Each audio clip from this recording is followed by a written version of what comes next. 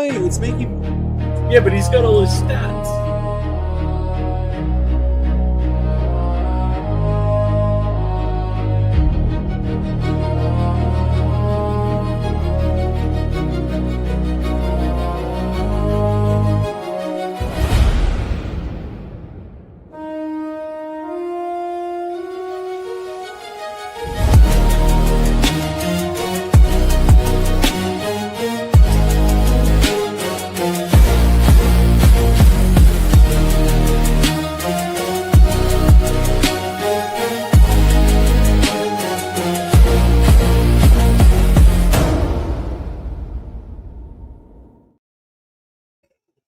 What up, baby? It's your boy Raider Will, and we are back with the most notorious podcast, 2026 edition. Yo, I got my boy 401 Raider Jeff and the legendary motherfucker Cheeto Linus, baby. World famous. You already heard. What's cracking, baby?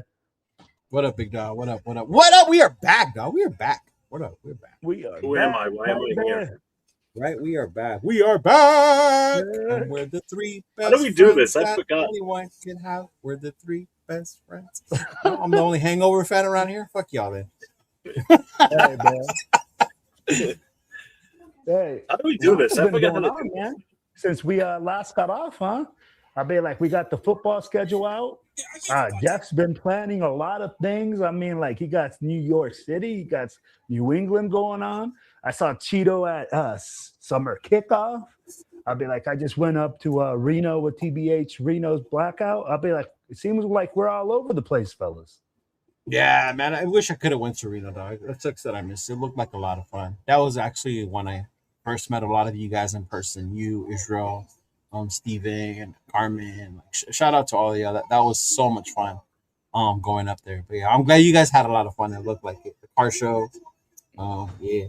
Yeah, man, it's always fun, man. When you're with Raider Nation, you know, it's always a good time. I saw you at Summer Kickoff. The Cheeto Lounge was in full effect. I mean, like, now it's even being copied. But hey, remember, man, hey, often copied, or what is it? But never duplicated. What is right, how does that go, Cheeto? Yeah.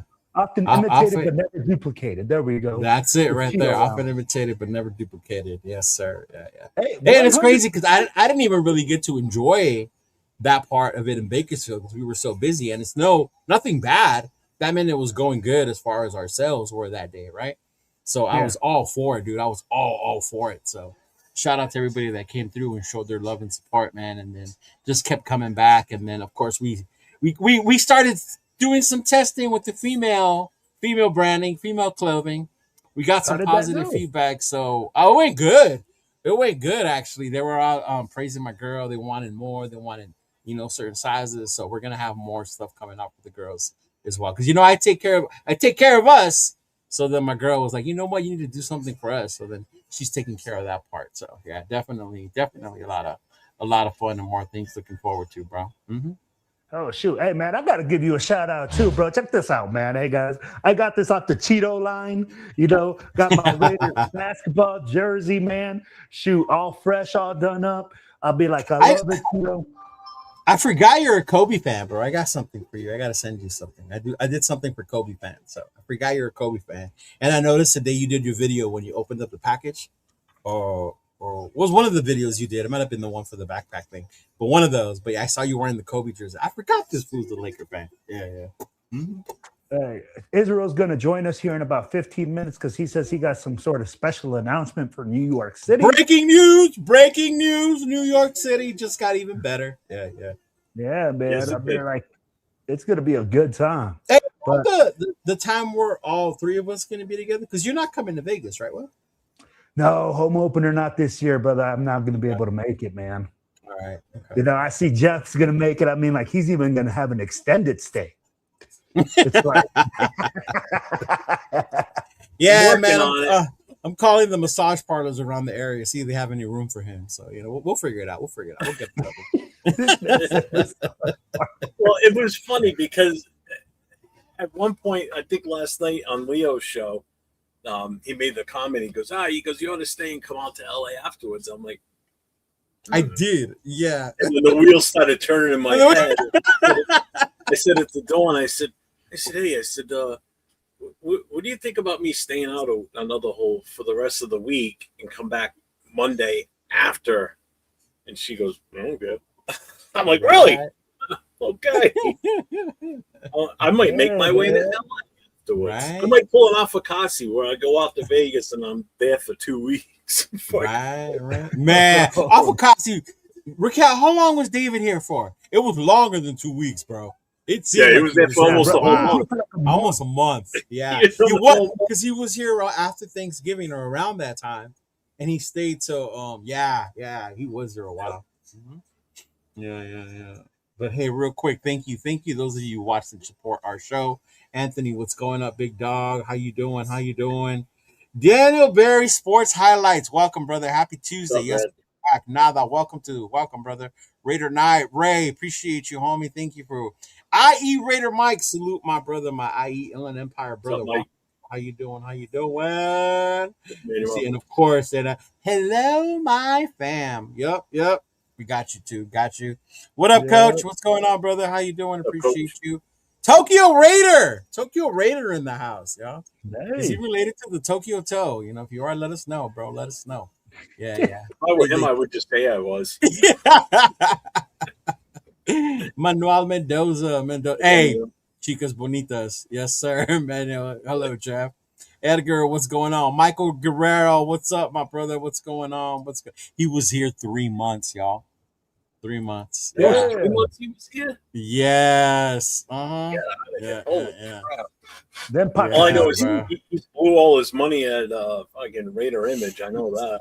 Hey, shout out to you, brother. Send good vibes from New Zealand. I appreciate you. With Las Vegas Christians, just pray, baby. You already know, Michael. Just pray, baby. But yeah, man. It's been a while. That's true, huh? It had been a while. Mm-hmm. Go. This fool eating and everything. God, come on, Will. You start clipping your toenails next? Hey, you know that bothers Jeffrey. Don't start with that, bro. Don't start with that. Oh, God.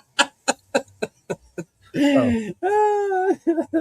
Cheeto, hey, let's start out with you, man. Since you went to the first event for Raider Nation that usually kicks off the summer, man. Mm-hmm. Let us know what was going down for summer kickoff, man. What was bro? I always tell people, to me, it feels like the first day of school, right? Even as I was like, what am I gonna wear at the event then? My shoes had to be clean, all that shit. Because it's like you see your fam again that you've been talking to online in the chat here, been messaging back and forth. But you get to see each other and hang out in person, like for the first time this season. Like this, Paul came up, Chona came up from Vegas, D-Manage, Jack, Mike, Raquel, Darth Maul. I got to meet Big Easy. So just everyone coming through, big dog. Power Raider came through with this girl, Middle Cindy. They came by. They were vendors. I got to see my boy Ron, Raider Nation. So to me, it was kind of like a first day of school type stuff. So I'm here, like, hey, what's up, fam? We're all excited for the season. Obviously, we're 0-0. Everyone has high expectations. We're pumped. And it felt good to see them that way, because the last time I saw a lot of them, it was either in LA where not anybody wanted to go to the game because we were so bad, or it was in Vegas the last week against the Chiefs when we were both trash. The Chiefs were playing with like their B squad. We had like Aiden going in there at quarterback, right? The Chief killer. So, but it was just good to see everybody again with like more energy, more hype, more pumped. And I think that was the best part of it, dog, was that family type kind of style, get together that we had. Man, what was your favorite part of the event? Like, what do they have going down? I mean, like, a lot of us don't have the opportunity to go out to Bakersfield, right? You guys from the East Coast, be like, they had singers, they had rappers. I'd be like, yeah, I've seen them multiple times, but seeing like my boy Yaya's been one of the downest people since I joined this part, I guess, of Raider Nation, right? In the social media part, Yaya's been nothing but welcoming to me, bro. Meeting him, seeing him there again. Certified Trouble was up there singing. Seeing Glenn, Pura Vida, which is an LLC now, apparently, that I did not know about, right? So shout out to Pura Vida for doing that. Pura Vida, another one when it comes to Does he usually go out to Vegas for the home game? Oh, yeah. I can't wait to meet him, man. Yeah. I want to meet him so bad. Depending on his work, but for the most part, yeah, he goes down there. He has a trailer, bro, that they drive down there. So. Oh, I know. I follow him. Yeah. Well, send him the link. He said. Already did. Okay. And then, of course, seeing my boys, Money Loyalty, because one of the first peoples was West Coast Pirates, and that's Fernando and Smiley from Money Loyalty. So always seeing them. I think that was the one performer I did go up to go see to catch a video of. And then my girl wanted to see Yaya. Like I said, he's super cool with her. So she wanted to go up there and dance and see Yaya and stuff like that. So, but yeah, for the most part, bro, it was cool. It was cool, man. We're just seeing them, seeing all the fam and all the different vendors. Mm-hmm. That's what's up. That's what's up, man. What's Yo, up, Bobo? What's up, D-Menace? I'll tell you like this, man. Who's the guy in the middle? That's Mooch.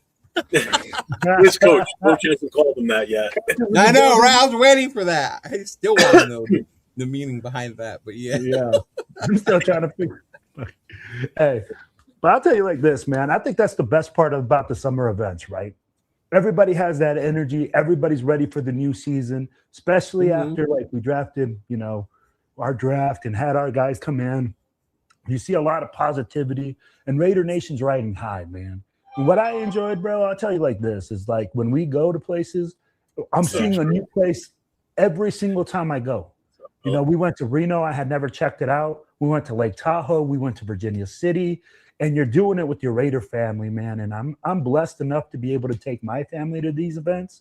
And it's really cool, man, to see, people embracing my daughter and my wife into Raider Nation and just being able to be a part of it and seeing all that, man, that's the best part for me. And I'm telling you, man, these summer events just keep getting better and better.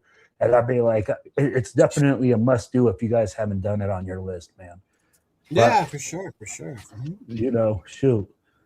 Let's just get on with it, man. Hey, the schedule dropped, B. And I know Jeff is already primed up for 2 games. One, it's the Raiders home opener. Or 3 games, right? Because he's going to LA.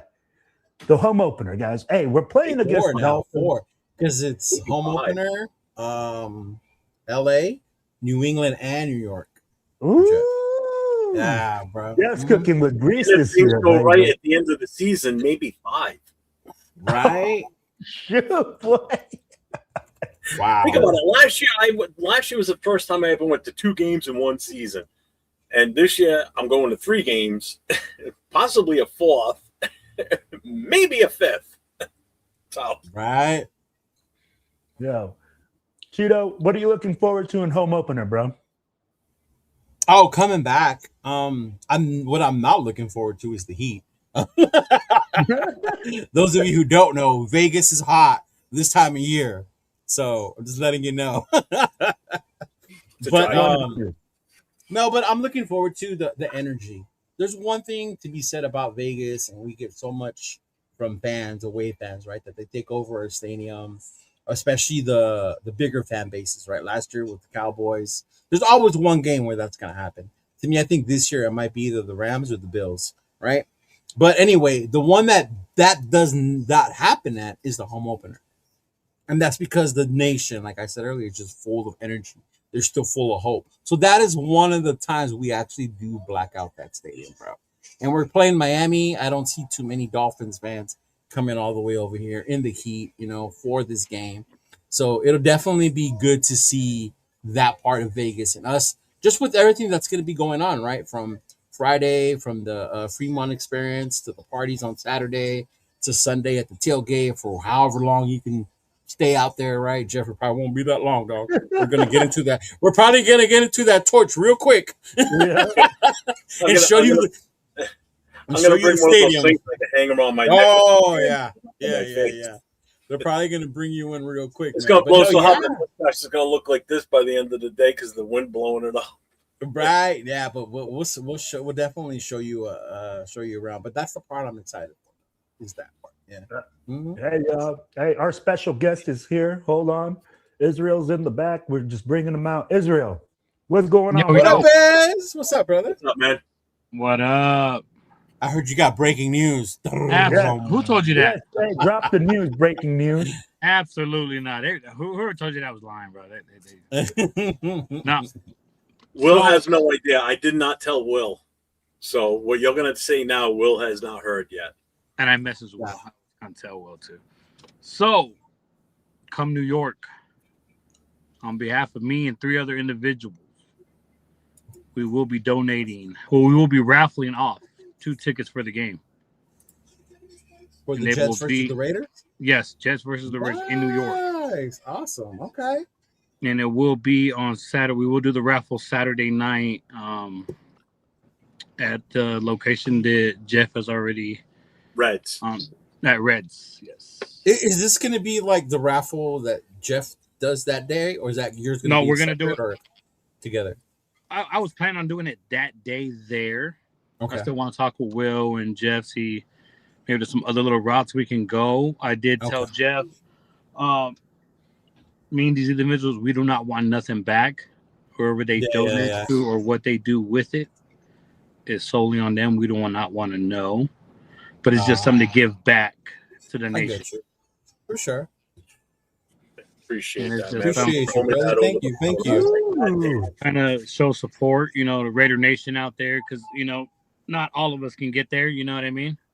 Yeah. And it happens. I've been there before, I know. And it was something we were, me and these individuals discussed it a little while ago. And we will all be in New York for the game. So, like I told him, like I said, I do want to talk with Jeff and Will more on how it would be a proper way to go forward. Whether we want to do it online through social, or do we want to do it day of? But I did tell Jeff day of, I can hand him the tickets, or we can transfer it to whoever. The tickets are already bought. Oh, okay. All right. I think if the person wins and they're there, we should just transfer them immediately to them. Yeah, like I said, I will transfer it to whoever, and you guys can take it from there. Like I said, it was just something we wanted to do to give back to the nation. Yeah, just do a day of now, because I'm going to be there. I'm going to buy raffle tickets, and I'm the one that's going to win. God damn it! Whoever wins it. Like I said, I talked with Jeff earlier, and. We're just just me hearing the stuff about New York and all that. And I know Will said he was going as well. I know quite a few people were going out there, and I discussed it with a couple of people out here as soon as I got home, and like, hey, let's find a way to get back to the nation, And like I said, it was something we came up because we all been there before, we've all been to, games where we can't make it in or tickets or whatever. So we did decide just to get the 2 tickets and, raffle them off. Yeah. Okay. This New York trip is not cheap, man. No, it is not cheap. Yo, that is a great idea, guys. I mean, like, what a fantastic thing. Hey, only on this podcast can you get information like that, right? At Reds, we're gonna have a raffle for free tickets to the Jets game that Saturday night. Our boy Jeff will be raffling off 2 tickets donated by the mysterious man and Israel Guzman from TBH Lovelock, going out there showing support to the nation. So 2 tickets will be donated, guys. So, hey, if you don't have a ticket for the game, you're pinched for tight money, hey, make sure that you join the raffle, and you might have an opportunity to be in the Jets game with us, baby. That's right. Yep, definitely. Hey, that's huge, bro. I appreciate that, and I'll let JT know, because it's his chapter area, the New York City chapter. Let him know that you guys are donating those tickets, and we'll raffle them off, and however, because I'm going to leave it up to him, to be honest with you, because it's his chapter. That's that's his area. So however he wants to do it, we'll get him involved, and we'll figure out what's the easiest way, to do this. But yeah, we'll get it done. So. That's awesome. It's gonna be a blast, man. Like I said, we're just nation, sticking with the nation, man. We're just here to help each other out. We're here to support each other. So, like I said, love it, Israel. Love it. We came to do together, and we hope whoever wins them has a blast with us. Oh yeah, I will. You never know. Will might win, man. I know. Will might slide some money up in there. Will might get those tickets. I already got. Hey, you know what? I would put money in there just because I'm like, yo, I already got my tickets, but who knows? If I win it, I'll throw it back in the pot and we'll see what happens. But same hey, thing I told the wife. We got ours, and then we bought these other ones, and I was like, we're just gonna buy So- raffle tickets just to buy them. So you bought yours, and then you stumbled on this other set that was better. So then now the other ones you're gonna raffle, or you just bought extra ones and like, why did we buy so many? Or Well, how did no, that happen? I bought from I bought 2 different sets because Uh-huh. I bought one because they were good prices, and I found another one Uh-huh. that was the same price and good. I'm like, hey, I get you. I got you. I've done that before. Yeah. I was like, so why not? But then I did. with Yeah, the yeah. individuals that we got group seats with, I was like, hey, what do you guys feel about us giving back? And everybody's like, no, Right. let's give them back, Back to the nation. That's cool, man. That's awesome. That's because awesome. I mean, hey, it's always a blessing to see other people go. You know what I mean? Will knows. I've handed out tickets before, and it's just because you can't do it, and you bless those who can, See, this is why you never tell Israel no when he says, I want to come on and announce something, dog. No, I don't care if he doesn't tell you what it is. Don't ever tell Israel no. He Yeah, comes with no, the you heart, you dog. tell me. You don't know Hey. what bunny ranch this dude is trying to get you to. Okay. Hey, if it's Let me Bunny just tell Ranch, you like we this. got viewers that watch. Hey, I'm not gonna Israel. say anything. All I know is on the way to Virginia City, everybody seen Bunny Ranch, and they're like, "Hey, let's go that way." And I was like, "I can't. I got people following me." No. I didn't know if Will was gonna follow me in there or not. I didn't want to leave Will hanging. He's like, I just wanted to see where Lamar was hanging out. Y'all, that's all. Yeah, I we're chilling. was looking for the party favors. I was like, "Hey, Right? Right? Yeah. Hey, Israel, yeah, now no, we but got like I you said, on the man, show, we're bro. just giving back out to you, to the No, we nation. appreciate It's, that, man. You're we don't awesome. look You're for. dope. We're not here for recognition, none of that, man. We don't give a shit about none of that. You know what we care about? We care about Raider Nation. That's what's up. That's it. That's point blank simple. So, we're here just to give back, and if it can help,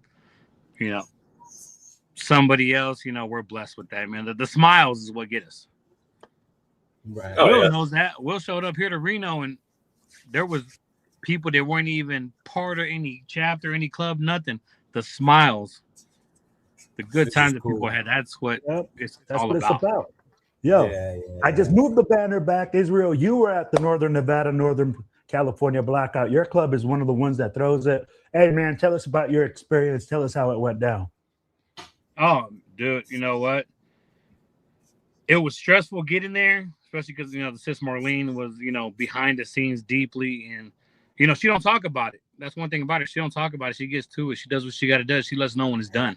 Mhm. And day of, from the meet and greet to Will seen how I was picking up the vans. Like, he Crazy, seen I bro. was not playing. I was hot. To Right. us, doing the pre-blackout, doing the tour, like making little pit stops, like even the barbecue, it was all worth the stress. Right. We had all these sisters and brothers coming out from Arizona, Texas, Colorado, Utah, California. It was just seeing everybody there, and everybody was happy to be there. And yet, I don't think we got one bad remark about how anything was going, whether it was a mishap, whether we were mixed up on information, something. Everybody loved it. We had a big shout out to my boy Will. Out of the 6 chapters, his chapter wasn't part of it, but they were there putting their effort in. Western Colorado sat there and they helped out every single way.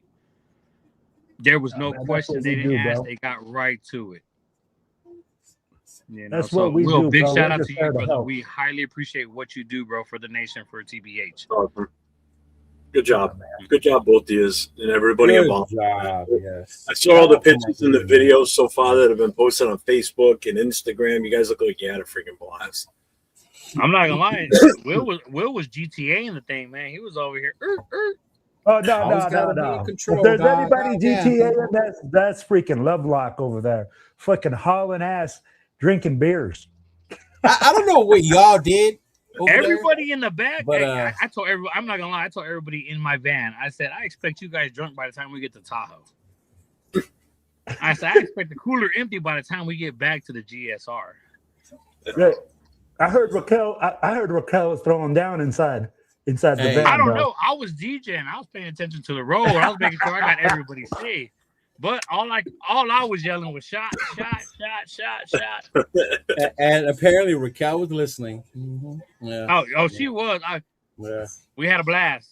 No matter where we went, we had a blast. Oh, no doubt about it. Man, I can't wait to hang with you guys when I get out there, man. This is gonna be a great time, bro. Don't worry, I'm gonna get you a box of Dunkin' Donuts coffee. What you're gonna do for home opener. Just gonna walk around with a box of Joe the whole time. Yeah, a box of coffee. A box of Joe in one hand and a cooler full of ice in the next. No, don't forget his pack of cigarettes. Yep. Oh yeah, question. Can you buy menthol out there? Yeah. In Nevada, yes. In Cali? Nevada, yes, bro. California, you can't buy any flavored type of tobacco.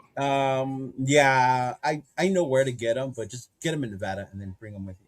Okay. Oh, Just in case I do go. Just in case I do go to LA, I got to make sure I bring enough. Yeah. Mm-hmm. But that the NorCal, Northern Nevada TBH Blackout BBQ was a blast. The chicken was. Oh, you guys had gas station chicken. Hey, gas Hold on, station. is this Hassan? Yeah, Yep. that's Hassan, bro. Hey, I'm gonna tell you like this, bro. I go in there and I grab the chicken tenders, and I grab the last chicken tenders, and Hassan goes like, "Don't you get in between a black man and his chicken." You gotta grab some shit. Hey. And you know when a black man puts his approval on chicken, it's a stamp. It's a done deal, bro. Because he came out there and he was like, "Yo, black man approved." That's a thing in California, Jeff. Gas station chicken. Yes. Fried chicken, bro. That is the thing. Oh, I've heard. Yes. I've heard. Yeah. I told him, I said, when we pulled up, I said, you smelled it, didn't you? He said, hey, Hassan told me, he said, I would have just stopped on the way back. I said, you could have said something. We would have. Yeah, see? But, like stuff like that, man. Like stuff like that. Like, the blast they had. Whether it was stopping at a gas station, we were stopping, on the side of the road to see a little scenery or something, Like, you can ask Will, we had a blast as soon as we hit Tahoe and we took that first scenery, that first group pic. You just seen families coming together, taking pictures there, catching those memories. And I'm glad that, Raider Nation, other clubs, we can all do that together. I'll tell you like this, bro. It was so much fun. Man? I'd be like, we even had Richie. I'd be like, it took Richie 2.5 hours to get out of El Dorado. Do you remember that? We're sitting there waiting for Richie for 2 hours because he sat there gambling for 2 hours. And he's like, I don't know how to get out of the bar. But it was fun, man. It was a good time. Well, let's see. See you at the at the home opener and the LA takeover. Absolutely. Also, we'll see you out there, bro. Hey. It's also his birthday, the weekend of the LA one. Mm-hmm. Yep. Hey, we also have Lorenzo saying big announcement coming out for home opener block party. All Raider Nation is welcome. 100. Raider Love says, "Yep, gas station chicken." I'm telling you, bro, it's a thing. It was. I'm like, I didn't think it was gonna be good, but a lot of people big, bro. I'm telling you, dog, them biscuits. Yeah. I know Hassan's watching. Hassan, the barbecues are sent tomorrow, brother. I already got them packed up. Oh shoot! Hey, but I would tell you like this, man. When we were riding up on that bus, Israel, I could tell your freaking bus was partying because it wasn't it your bus that had to make the pit stop? Yeah, it was the legendary. Oh shit, Show Joe. Fuck man, he was. It made it into a 35-minute fucking gas station pit stop. Oh, the crazy part! He was the only one that said he had to use the restroom. As soon as we stopped, everybody got off to use it. Well, yeah, once one person does, and everybody's got to go. That's the shitty part. Yeah. They were just staring like, "Oh, what's going on?" And we're like, hey, Raiders taking over. We're taking over Northern Nevada. We're taking over. And we did. Like, everywhere we went, we did. Like, ask Will, we got to this nice location down there in South Tahoe while, the other brothers and sisters did the gondola ride? The gondola, yeah. That you're talking like Heavenly Village. That's where we stopped at. Yes, Heavenly Village. We took over almost a whole restaurant, in a sense, outside. Oh, yeah, that was dope. They had, a local artist there playing the guitar, and, he was taking requests. Dude's a New England fan, yelling out, Raider. It's like Jeff. He's a New England fan. He yells Raiders. So. Oh shit! Here we go.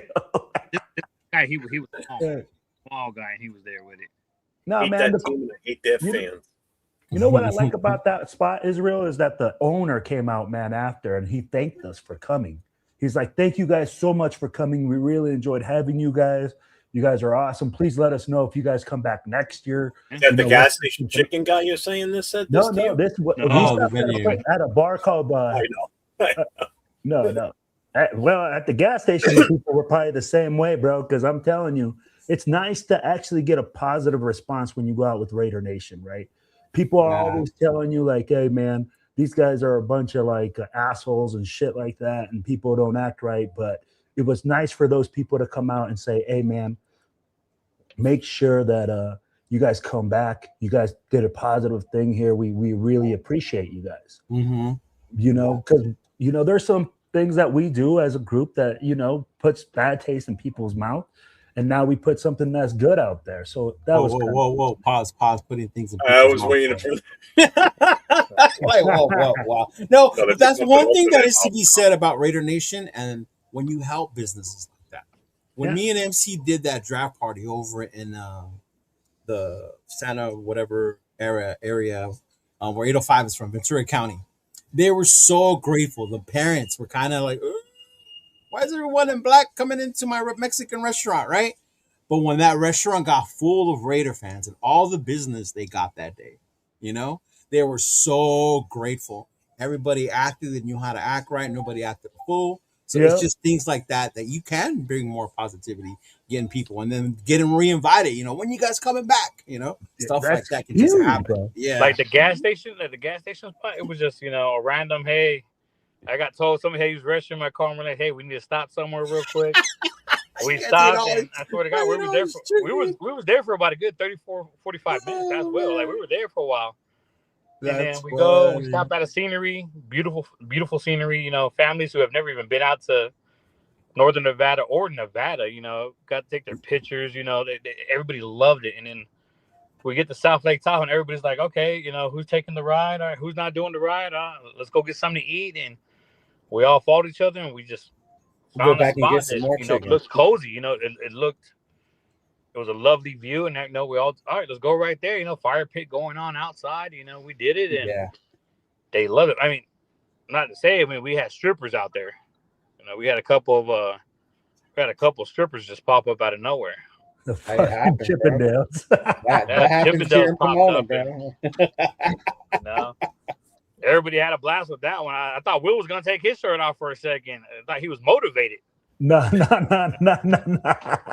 But like I said, all in all, everybody had a blast, man. Like that's dope. I'm still getting messages from people out there, and they're like, dude, like we thank you guys, the hospitality, the good times, and it's all it's about, man. That's all it's about is just sharing love and sharing Raider Nation pride with everybody. Right here. What's up, brother? That's what's up. Her Raider Chippendales. Yeah, man. We don't need those super fans. No, we're good. We're good. Yeah. No, thank you. They said next time they see you, Leo, they're gonna give you a dance. Extra special. Yeah. It might be home opener. It might be AZ. You don't know. Hey, you never know. Of it. Be ready. Got you, Doc. I'm always down. Oh shit. But hey, guys. Hey, also just put this up. But make sure that if you guys go to the home opener, man, support them. They're going to do a 50-50 with a poker tournament. They're going to be donating half the proceeds. I'll be like, if you sign up early, they're going to give you double the chips. They told me, hey, man, make sure you let them know that it's going to be a lot more organized. There's going to be a lot more people. They're going to try to have former alumni there. They're going to try to make it a big event. So Lincoln make sure you go out there and support them, man. Yeah, Lincoln was there, I believe. Somebody go beat Joe Morley. I don't want Joe Morley to win again. Every time I see Joe, he reminds me, I won the poker tournament, Cheeto. That was crazy. I was going to go to that one. I sent Marty a message the other day saying, hey, I'm going to be in Vegas for the home open. Yeah. He goes, oh, you can come to the poker tournament. I said, when is it? And he and I haven't heard back. It's earlier on the day. It's earlier on the day on Saturday. Mm-hmm. Yeah.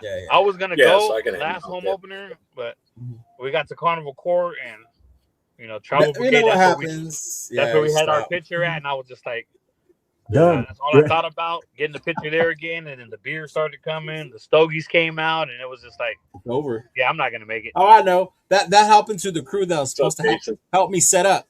They stopped at the pool to have some beers, and the fuckers never showed up to help me set up. Yeah. Yeah. 805 and Chona. Right. Hey, I'm just gonna stop by and have a few. You know, game over, bro. No, I will be at that. I will be at the poker tournament. Me and my wife. I can't play for shit, but you know, it's going to a worthy cause. It's for fun, brother. Yeah, just go up to do your thing. We're going there to have a blast, and that's gonna be a good one. For sure. You never know. I may give Joe my money and just, hey man, look, you know. No, man, we just talked about him not winning. I'm just saying, you know, he was whooping ass on the last one, so I might just say, hey, you know, let me get a beer out of it. Let me get a plate. You know, hey. See, hey, yeah, you know. Oh man, you never know, dude. They might have tamales or menudo or something. You know me, bro. I love food, so go. You ain't lying. You know what? The only thing I definitely do want to, when I'm out there, I got to go to Whataburger. Oh, no, you don't. No, you don't, bro. No, you don't. You do that in Texas. You do that. You don't. You don't do it nowhere else. Really? Yeah. We'll take you to. Yeah, no. Whatever. I'm a Whataburger fan. I'm good. That's okay. Whatever. Yep. I'm a Whataburger fan. I like Whataburger personally better. Don't tell me how to eat, Leo. I'm telling you. No. I personally like Whataburger better than In-N-Out, but we don't have that out here in Northern Red. We got In-N-Out, so. Yeah. I'm just something different because we don't have any of that shit out here. There's no In-N-Outs out here. There's no Whataburgers. There was one Jack in the Box here a long ass time ago, and that closed down after about. Oh God, even no, bro. A ton of people got sick from it, and then they never came back. So. Yeah. Nope. Jack in the Box is a drunk food. You're messed up at the middle of the night. You just go get the tacos and you're good. The tacos aren't even meat, bro. They're tofu. They're not even meat. Whatever the hell they are, they hit the spot when you're baited. Yeah. Well, you're all gonna say it's overrated. You guys, it's there. You guys, you know, I mean, In-N-Out. Everybody's gonna say that stuff's overrated. Like White Castle. There's a White Castle there too. Oh, White Castle's good, bro. See, what did you say, Jeff? White Castle. We don't have one around here, but it's gross. I had it when I was a kid. We went. My uncles lived in Ohio, out in the Cincinnati area, and that's the first time I had it. And it was horrible then, and it's still horrible now. It's just a salt burger. That's all it is. It's just loaded with salt. That's all you taste every time you bite I've always known White Castle as a Texas restaurant. Those are the only places I've ever had it in. Like a restaurant. That's the wrong term for that place. But okay. Whatever you want to call it, it's like the Texas McDonald's. You want to call it that? Like people love that stuff. I don't know what the hell. I make those here, and I'm just. I get you. I'll still eat McDonald's. I'll fucking eat McDonald's. Let me. Hey, I had McDonald's for dinner tonight. Huh? Is this comment for real? It says California taco trucks in the hood are better than any. It depends on the kind of tacos you like. Like there's some that are, some that aren't.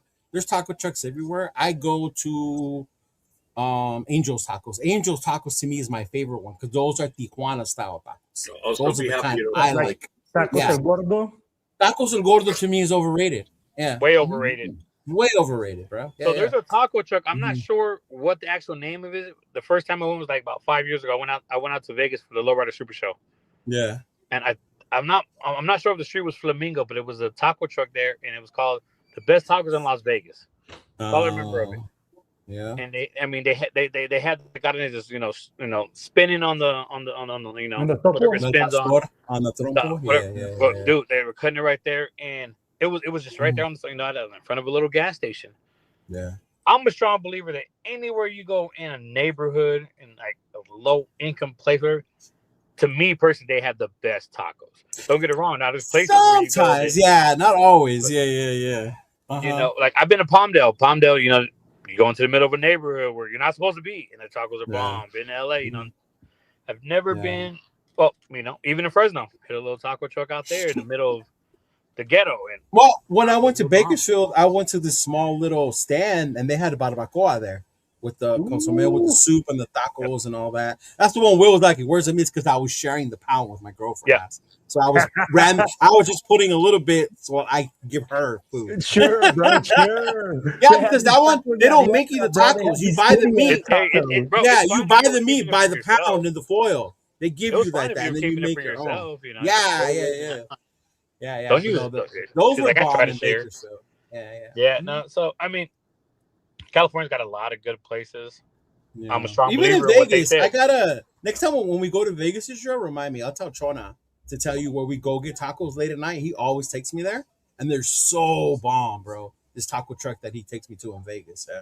Mm-hmm. I'll ask Angel too. Angel takes us somewhere right there by where he lived, and we've been there multiple times. Ask the locals, exactly. Ask the Yeah. locals. Yeah. You know, every time we go to Vegas and we want late night tacos, you know, we're I actually stopped going to El Gordo because of Chona. I used to go to El Gordo, and Chona was like, "Nah, I won't go. I went there one time. I will no longer go there just because it was overrated. Everyone's like, "Oh, it's the best tacos," and when I got there, I was like, "I can make these at home." Yeah, it used to be good when it started, but then you get so many people. It's on the strip. It got bigger. The prices went up. Now it's not the same. Yeah. No, shoot. Hey, all right, guys. Hey, so also sent us the flyer. You There got it the is. second annual charity poker tournament. All in for a cause. Its location is going to be Las Vegas, September the 12th at 1 p.m. Tournament details: it's Texas Hold'em style. Buy-in is $100. If you buy in early, you get double the buy-in chips. It tells you that they're going to be donating to Research Jude's Hospital and U.S. Vets. So again, man, this is a great one. Make sure that if you go to the home opener, man, you check it out. You go down there and you support people that are doing great things in their community, because that's what we're about, baby, is giving back. And hey, make sure that you guys hit up Cheeto as well. Cheeto's going to have his flyer, or I'll have his flyer up, because Cheeto is doing a backpack run for all the kids in the Inland Empire, man, that, you know, they need school supplies. So, hey, man, lots of big things happening. I'll be like, go ahead, Jeff. Question on that? Can you put that back up? Yes, sir. Where is it at? Also, if you're still on here, bro, where are you guys going to host it at? It's, I believe it was at the Golden Nugget last year, wasn't it? Israel. Because I don't. That's why I was looking at the screen. I'm not sure where it was at. I know that was between them. Oh, you know what? I think they're looking for a venue. Oh, okay. Well, that would make sense. If I'm not sure, Mark got the venue last time. If I'm not mistaken, I'm Oh, not yes, sure. I do believe. Hey, so that's what I got told. Okay. All right. Got it. No problem. Also, thank you. VIP spot. Hey, so make sure you guys give them a chance, man, and go out there and support people doing big things. So, hey, here we go. Let me see here. Well, I want to go, but I never in can for make home it. opener, Will? Do you know by any chance? He's not going, dog. Are you doing I'm home not opener? going, bro. I can't make it this year. Okay. He's not. I wish. He's the travel brigader, dog. He's not about the team. He's about traveling places. Yeah. That's because he heard I'm going. He's like, I'm not going out there. He doesn't want to see me twice in one season. I guess. Will has to be able to see Harry Potter. If not, he's not going. Hey, he's got another travel brigade here. So wherever, hey, we go everywhere. You go everywhere, Drew. You go everywhere, dog. Home opener. Will goes everywhere. I'm trying to catch up to Will. You can come in and watch the Wizard of Oz at this fair, right? Isn't that what's going on? Yeah. You want to see the Wizard of Oz? Just go to the man, just hit one of the events up. You're gonna see everybody going crazy. We got plenty of, bro. Hey, we got plenty of that. I'd be like, we Halloween 24/7. Yes, there's nothing there. Trouble. Oh man. But whoever's going to New York, I will see you guys out there. Yeah, I'll see you there, big guy. We're going. I fly out Wednesday night. I get there Thursday morning. Same, us too. Yeah. I'm not sure what everybody's doing. I know my plans for me and the wife is to go see the. You coming with us? Why are you even lying? You're gonna be with us the whole time. Well, who's going? But the wife, wants to do. She wants to go see Statue of Liberty. We do want to do the 9/11. Well, we doing that already. Yep, it's already on the schedule. Oh, okay. Well, yeah. As soon as you guys get that locked in, let us know, because we want to go see all that stuff. Yeah. After that, you don't get a job on the cruise ship. You're gonna see me with everybody else. Yeah, I'll probably do the same. I'm probably gonna do all that on Thursday, early Friday, because I know New York has the marathon that Dude, weekend, get all right? that shit out of your system before I show up. Hey, TMBC is going to Hey, be rolling you deep. get Whataburger out of your You system know, before out I there, arrive in Vegas, okay? Yep.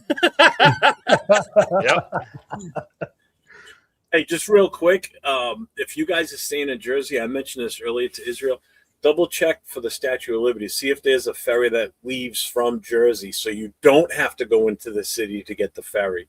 I'm not Okay. sure if there is one, because it'll be a lot cheaper to go get an Uber to take you to the ferry location on the Jersey side than to get an Uber or take the train into New York City and then take the boat from there over. Well, is there one or isn't there? I don't know. That's what I'm saying. Look into it. I'm not your tour guide. You're Ask the Will. fucking New York guy, Yeah, Jesus itinerary Christ, guy. right? This guy. I just don't want to go into the city if I don't have to. If you guys go to the 9/11 memorial, I'll hook up and I'll definitely do that because I haven't done that yet. So No, we're you looking know- into it, man. I'm like, we're looking into either we're going to get a bus that's going to take us around because somebody already has a hookup for a bus, or we're going to like look into having staying by the train lines and stuff like that because that's going to be easier transportation. Raquel is the one that has been flying back and forth a lot to New York, and she knows New York, so she has given us. Really? Why is she going back and forth to New York? You asking questions you shouldn't be asking. Yeah. A question to be asked Nothing. at the next Budo Raider podcast. Suspense. Hey, the suspense is gonna kill us. Because I think for the New York, I think Dawn and I might drive down Thursday, possibly. I don't think we're going to go down as early as Wednesday. Again, it's only 3 hours. So even if we leave at 7 in the morning, we should be in Jersey by like 11 o'clock. It's just getting through the New York side of traffic, crossing over the George W. Bridge. That's Lily's from Jersey too. Thank you, So, Raquel. Thank yeah. you. We'll get our information from you, not this guy over here from Boston claiming to know he knows New York. Hey, Raquel has all the best info on New York. Where to stay. Apparently. No, she does. Hey, she hooked us up, and I mean, like, we're making Surprised you sure listen that, to her. He wouldn't listen to me when he was here for the Raiders Patriots game last year. He was I like, would "Yeah, have we're ended up going in to do Providence. I would we're have going to ended do up staying in Godzilla, Providence, Rhode Island. then we're going to travel all the way down to Charlestown, Rhode Island. We're going to go to the Nordic Lodge. We're all going to eat, and then we're gonna meet you guys in Brockton, and then we're going to go to the party." I'm like, "Dude, you were never going to make all that. There's no way it's going to happen." We made most of it except for the Nordic thing. That's They didn't do the Nordic Lodge. That would have been a That's 4 the hour only thing we didn't do. Okay. I'm still waiting on the wife on her decision because this is gonna fall on her if we go to Salem or not. Hey, right here. I always stay by the PATH train and go into Manhattan. Boom. If you go to Salem, you're gonna go after, right? We're not. I'm waiting on her. I know we're gonna do everything. Oh, you're the one that wants to go to Salem. But she's been talking about it. She's been looking it up, sending me TikTok. Okay. And Leo, it's your fucking fault. Angie, and I Wicked saw that one. in the thing, and my bad. It's your fault. It's your fault. She's seen all the posters and everything. She's like, "Oh, look at this," and I was like, "Well, I can dress all the kids up just like them characters and lay them around the goddamn houses." Oh Lord. Because we're leaving after the game, so I don't know what your plan is after the game. If you're going to stay still, I don't. So I fly in. So I leave Wednesday night from Reno. Get to Jersey Thursday morning. Thursday we want to kind of do the whole little sightseeing in the city. Hang out. We don't fly out till Tuesday. Yep, I'm doing the same thing. So it's more of I'm just surprised Mike hasn't found a. So when would you do Salem then? I don't know. She just wants to do it. I don't know. And like I said, it's Leo's fault because you've seen all the posters and everything. So it's Leo's fault. I don't know. I get it. I'm the same way. I have Because the reason I'm saying that is Empire because State the wife. Building. Yeah. I'm going to have my whole car available, so I could give you guys the ride back up into Rhode Island, Massachusetts, and then from there, it's only about an hour and a half away from Salem. Yeah, I have no idea. That woman, that's the warden, that's the boss. So I just kind of, I got to come home with her, so I don't know about you guys. Like, No, I feel that. So she wants to do it. I guess we're gonna go. But like I said, I'm that's the plan. I'm Fly out referred when to they like get the their passenger What princess. up, She Travis? drives everywhere now. I hardly ever drive anymore, so it's like Sure. I drive everywhere. She's the passenger princess, so it's just first she wants. Bruh. You got Yeah. one of those? Yeah. Oh yeah. Yes, sir. Yes, sir. You got a passenger princess, Lou? Yes, sir. Gotta have her snacks, her drinks, bro. You know what it is? For the last 5 years, she's always been driving. Prior to that, I was driving anywhere and everywhere we went. She never drove. I did all the driving. So now she's driving now. So So now you're the passenger princess? Yeah, he gets the Yeah. But you know what it is? Yeah. You know what it is with what I got going on with my liver and everything, and it affects my eyes sometimes. Where I'll be driving and my eyes start to white, like I get really bright flashes, and I literally have to pull over and cover my eyes for a few minutes until they come back to normal. That's pretty much why I don't drive. If I do drive, it's very short distances. Driving long distance is not my friend anymore. I was gonna ask you what you were drinking, but you know, He doesn't. Coffee, iced coffee from Dunkin' Donuts. Yeah. So, Yeah. Oh But, shit. other than that, I just real quick, guys. Shout out to Will, his whole chapter, Steven Chavez, the Sacramento whole chapter, Oscar, his whole chapter, Richie for coming out, Cisco, his lady for coming out, Ernest from Utah, Salt Lake City coming out, TNBC for coming out. They had Vegas and they had Merced chapter come out. Nice. Arizona came out, Jay Jackson, Sheila, Haseen, his chapter. Shout out to, if I miss anybody, my apologies, but everybody who came out, any clever who came out, you guys made this event a blast in Reno. You forgot the Coin Ninja, didn't she? She was there, right? Yeah, I had to call her out. I said, hey, you've been calling everybody out recently. I said, bam. Okay. Hey, Yeah. shout out to her. She came through in a major way.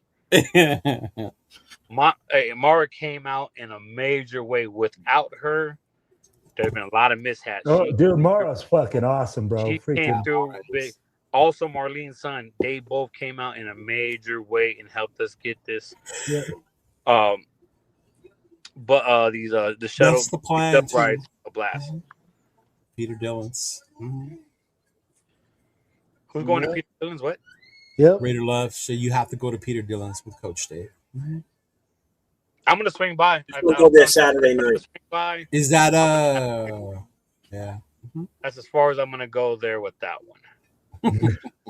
What was that? I told you. I said, hey, I'm gonna go to Peter Dillon's. I'm gonna have a beer, and that's about it. I ain't touching nothing. Yeah, don't touch the helmet. It's bad luck. I'm considering that little juju right now. I said, I'll just go have a beer. All right, and take pictures and just to say you've been there. Yeah, I say, I show support. Other than that, I got a better chance of high-fiving you guys right now on that one. Coach Dave's pretty Oh, cool. shit. I want to meet him for sure. Coach Dave's cool. Yeah. I'll be like, and that's the thing, man. I'm thinking like all these trips and everything like that. Like we were talking home opener, summer kickoff, barbecue, all these things, man. What they do is just great experience with the nation, man. Traveling around, making memories with family, and just having a shitload of fun. I mean, like at the end of the day, I think like Jeff's going to be throwing great events down in New England. I mean, like I already saw that he's going to be doing the tall ship again. He's going to be doing Fenway Park. Fenway Park, baby. Yeah. Don't want to miss that one. So New England is going to be off the hook. When you go to NYC, man, we're going to have so many people out there just representing and having fun together that, you know what, at the end of the day, it's going to be another memorable trip and home opener, man. Seeing you guys come together, I'm like, I'm going to have FOMO. You know, you guys are all going to be out there having fun, doing your guys' thing and just enjoying that quality family time, man. And Jeff's going to be there for the first time, so I know it's going to be memorable for him. And this is going to be something that he'll remember for the rest of his life, man. And I'm jealous that you guys get to be a part of it, but I'm happy that he gets to go, man. I'm going to have to bring a package of tissues when I first see the stadium. And when I walk in, because dude, I know I'm gonna shed a tear. I'm gonna be like, And anybody out there Emotional who knows me, heritage. Will, Leo, Jeff, you guys know. When I go somewhere and if you guys ain't there, I video call you guys.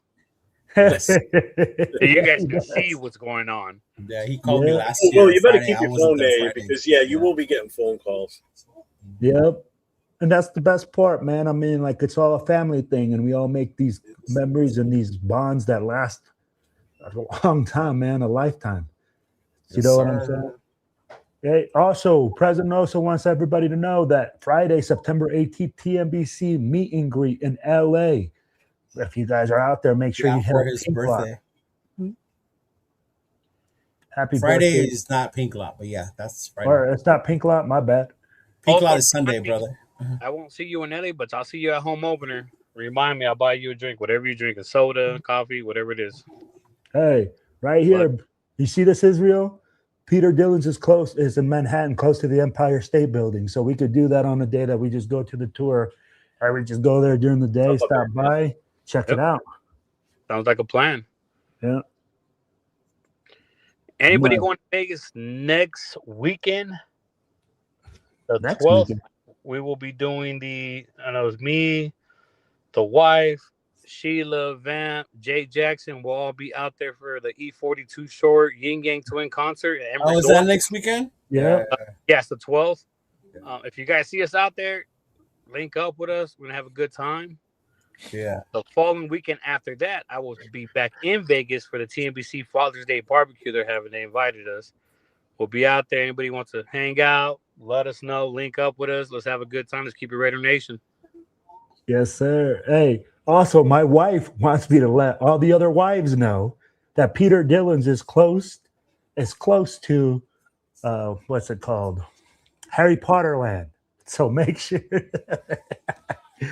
or Harry Potter store. She's yelling at me from there. I like Harry Potter Land's a Universal, bro. You meant the store. Yeah. Let me make sure my wife's not watching this real quick in the other room. Hold on. Yeah, let me go over there real quick. Yeah. Oh man. If you get never mind. Hey, the ladies always have a good time with each other. Oh, absolutely, bro. And it's important, man. It's awesome to have my wife Yeah, next weekend is Madeira.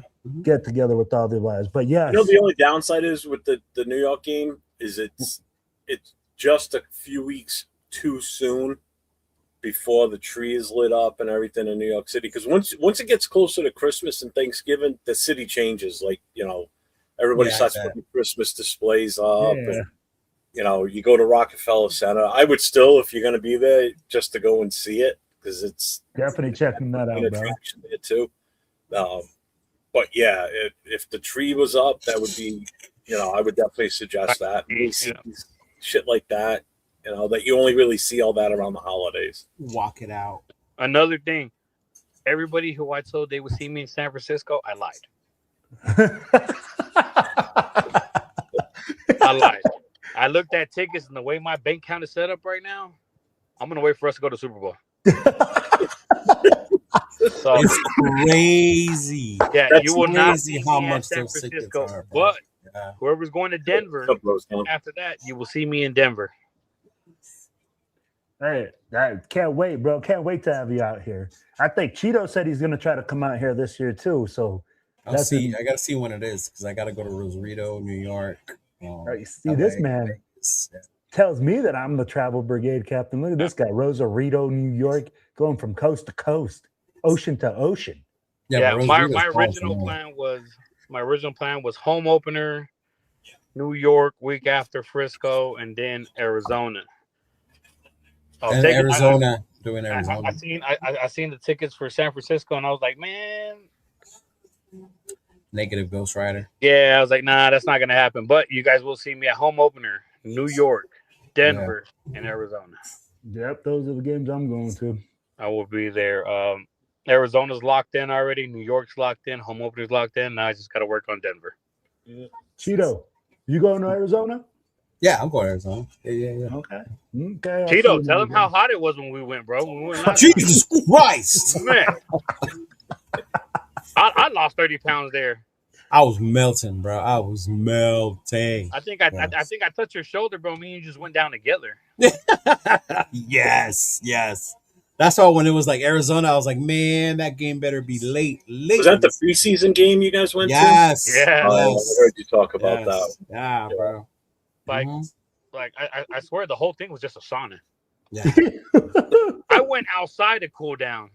Yeah. Yeah, that's how exactly. Yeah. You Went had outside to to go cool down. outside to cool down. And even then it was hot, but it wasn't humid. Also, Oh says man. he'll It be was at the fucking home hot. opener, LA, New York, and Arizona. There We'll see you you go. there, brother. We'll see you at like 3 out of the Yeah. 4 games that you're going to, or 4 out of the Mhm. 4 games. Most of us. I will. Yeah, yeah. Oh, Raider Love says you got to go to AZ. But They're crazy. They did like a whole river trip the day before I got there. Hell's no. And that what? got Hey, me. whoa, hold on. Hey, well, the river trip was off the chain. I'm sure it was, but no. You good. I Man, bet you it was look. a lot cooler than sitting in the sauna. Man, all I Bro. know is Lisa. What up, Lisa? Yeah. Uh-huh. Hey, ask Lisa. I had my little my little paddle board, and then I had a whole cooler pool behind me. Yeah. And I'm over I know. throwing beer at people. I know some people didn't make it to the Friday party because the sun wore them out during the little river cruise thing they did. Yeah. Oh, shit. I didn't see them till the next day. Yeah. Uh-huh. Hey, what's this river walk, or what's this Queen V's walk on? So Queen V is a cancer survivor, big dog. So Queen V is gonna have her walk the weekend of October 24th in Arizona.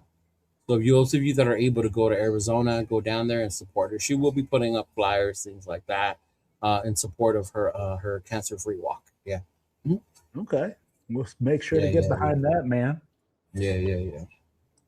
It's gonna be cool. It's gonna be in January, so yes. Hey, we don't have to worry about the AC. It'll be a nice 70 degrees. I'll be like, it'll be nice and easy going. So, Yeah. Mm-hmm. But hey, fellas, if you guys can't send me all those flyers you guys got, and I'll put them all through my social media. We'll do, brother. So, hey, man, let's talk about a little bit about the Raiders schedule. I forgot all about that. Yeah. Hey, what game has you most excited besides home opener? I'll be like, what game do you guys think is going to be a crucial game in this season that the Raiders are going to be able to show up and show out? Guys, I'm going to start with Cheeto. So you mean football wise, not event meeting people wise? Well, you know what? Football wise, do it event wise, and do it like football wise too. I will say this: there's one game in particular. Obviously, it's going to be that first matchup against Kansas City. They have been the fucking thorn in our ass for years at Allegiant, right? We finally won last year, but it was against their B and C squad, right? So if Mahomes is back, their full squad, with all these new changes that we made, like if we were to able to go end that game in Las Vegas against Kansas City and beat them, I think that would send a huge message to not only the AFC, but the AFC West. All right.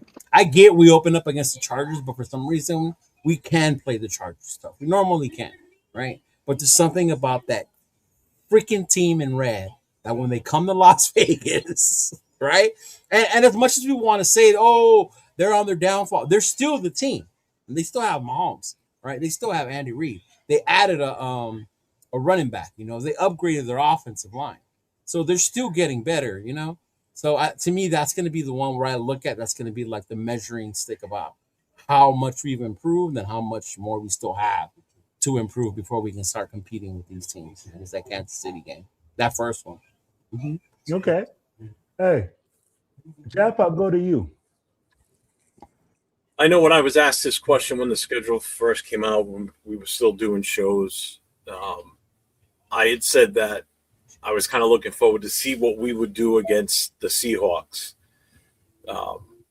You did, with the Super Bowl defending champs, and let's see how our coach does against his former team. Like that, I thought that was going to be the first really true measuring stick because the Seahawks are still the team to beat.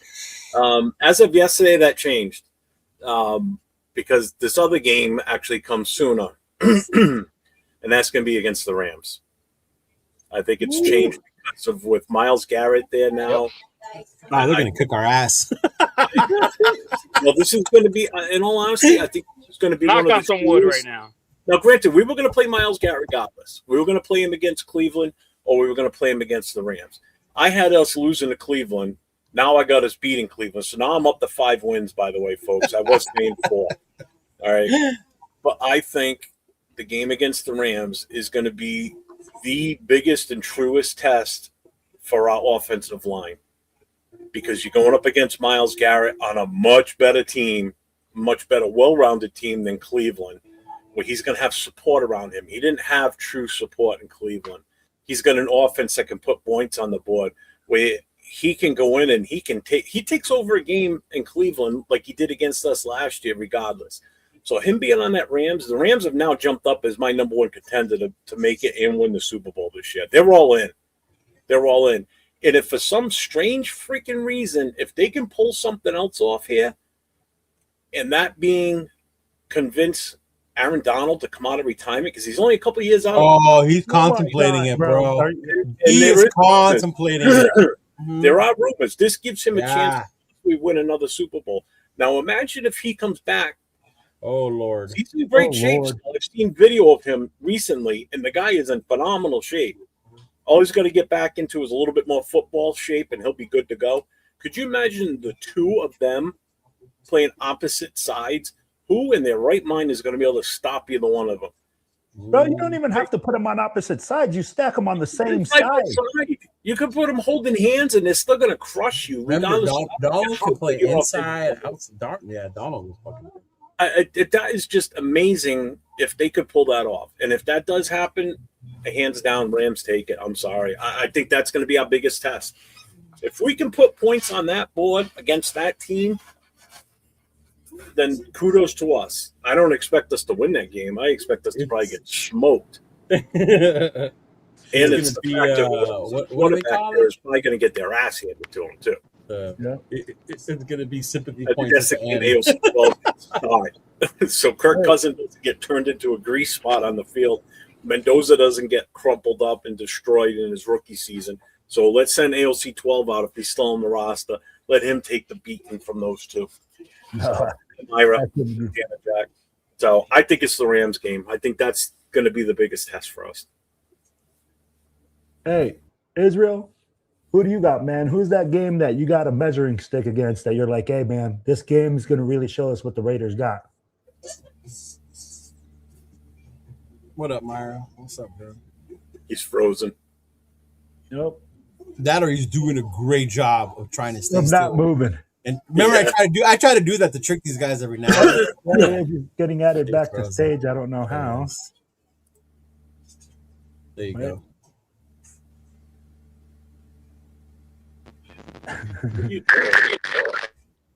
Hey, Israel, are you there?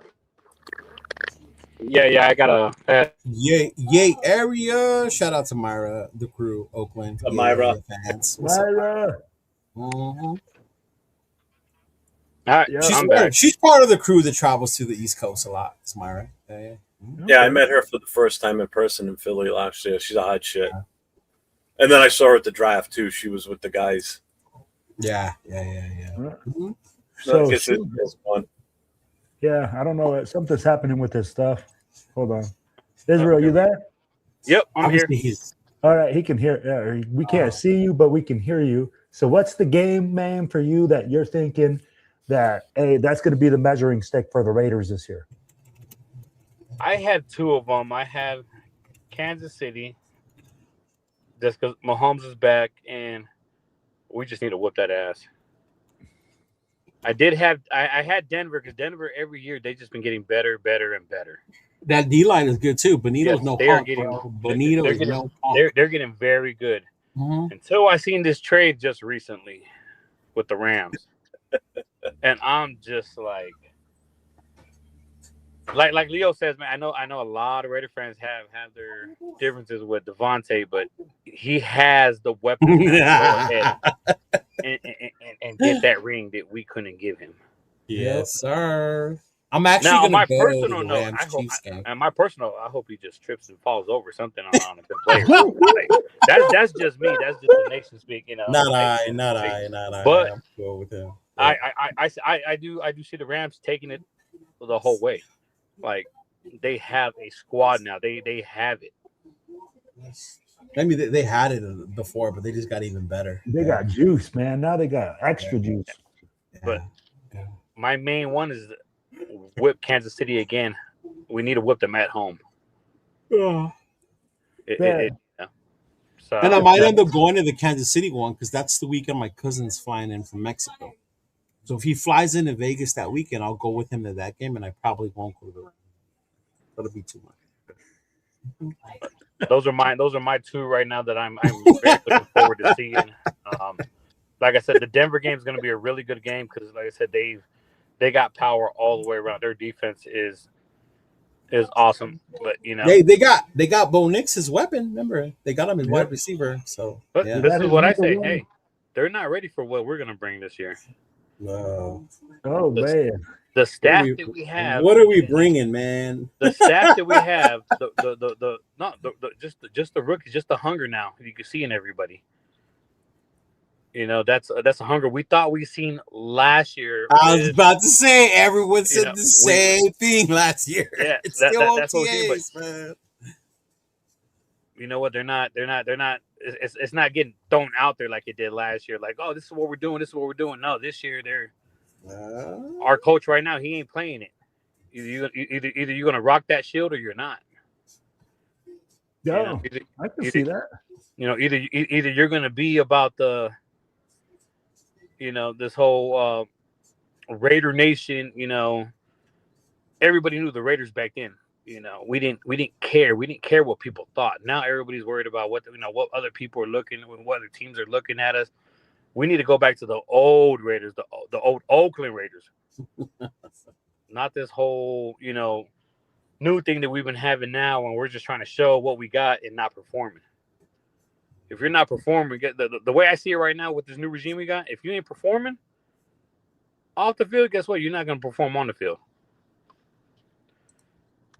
So that's how I see it. And who you never know. Hey, we may get the same record. We may be a dominant record. This year's we got a lot of fresh meat in the locker. Max is back. Max is gonna wreck. You hear that, Jeff?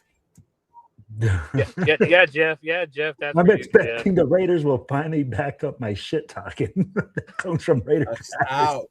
If Max is going to take the next step and he's going to have the season, he's got a chip on his shoulder and all this crap. It better be 20 plus. It better be in the 20 range sacks. That's all I can say. 20 range sacks. He's elite. He's elite. Everybody keeps saying he's a top 5 guy, top 5 elite pass edge rusher. 14 or 10 sack average a season is not. He averages 10 sacks a season. That's not elite, folks. Even 14 is not elite. You want to talk elite? Get up in the 18 plus range. So if he has so at defensive end, if he has 14 or less sacks, then it's bye-bye. It's over. I'm done. I'm done with him. How long are we going to keep saying that he's elite? That's crazy. No, if Matt almost 30 years old, he gets 14 and a half sacks.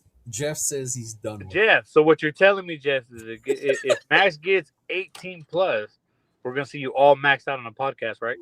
Oh, I'm not going to be all maxed out, but I'll be like, kudos. About time you're doing what you're getting paid for. Trust me, he will not. Hey, because you're looking at one stat. You're looking at sacks. I'm like, defensive ends get TFL. Don't even tell me QB pressures. Don't tell me QB pressures. Turn those into sacks. No, I'm talking TFLs, tackles for loss. So what? So you're saying tackles for loss shouldn't count? Are you kidding me? Bro, you're just looking at one stat.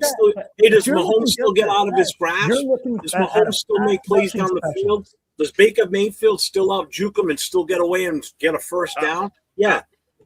Yeah, no, I'm about to say, yes, he does. Mahomes was getting cracked last season.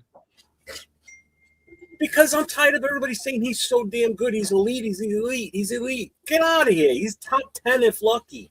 Sorry. Top 10 if lucky, though? Oh, yeah, all right. He's top 8. So, just real quick, just for context, going by Jeff's number, his 14, right? Remember, Miles is Miles. He's a completely different animal. He gets 20 plus. You know who was next on the list with how many sacks? What, after Miles? Mm-hmm. I don't even know off the top of my head. Exactly. Probably TJ. It goes between Brian Burns to Benito. We were talking about in Denver, right? Benito's one of the best. Benito only had 14. Does that not make him elite?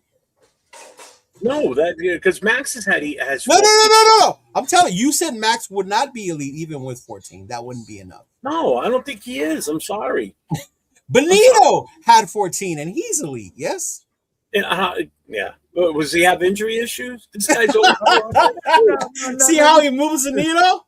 I'm not moving the needle. What good are you if you're not out there playing? Oh my God.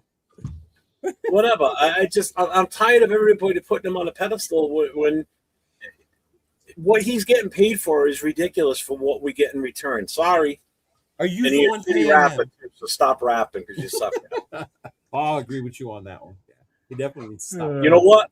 I don't rap. I know I ain't good at it. So I don't waste my time doing it, and I don't push it.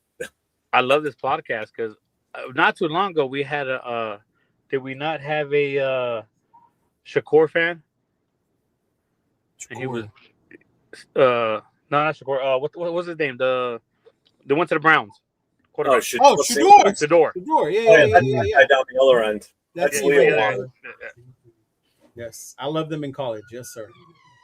So, hey, bro, we have Raider fans who think AOC is out there lining it up in shorts. And hey, Max is a great guy. Yeah, I'm sorry, but being a good guy in real life, and yeah, he's a Raider, but I don't care. Again, no one's above the shield. If you're not out there proving it on the field, then what good are you? Sorry. I can't say nothing about AOC because I'm still an AOC fan. See? Exactly. I can't say nothing.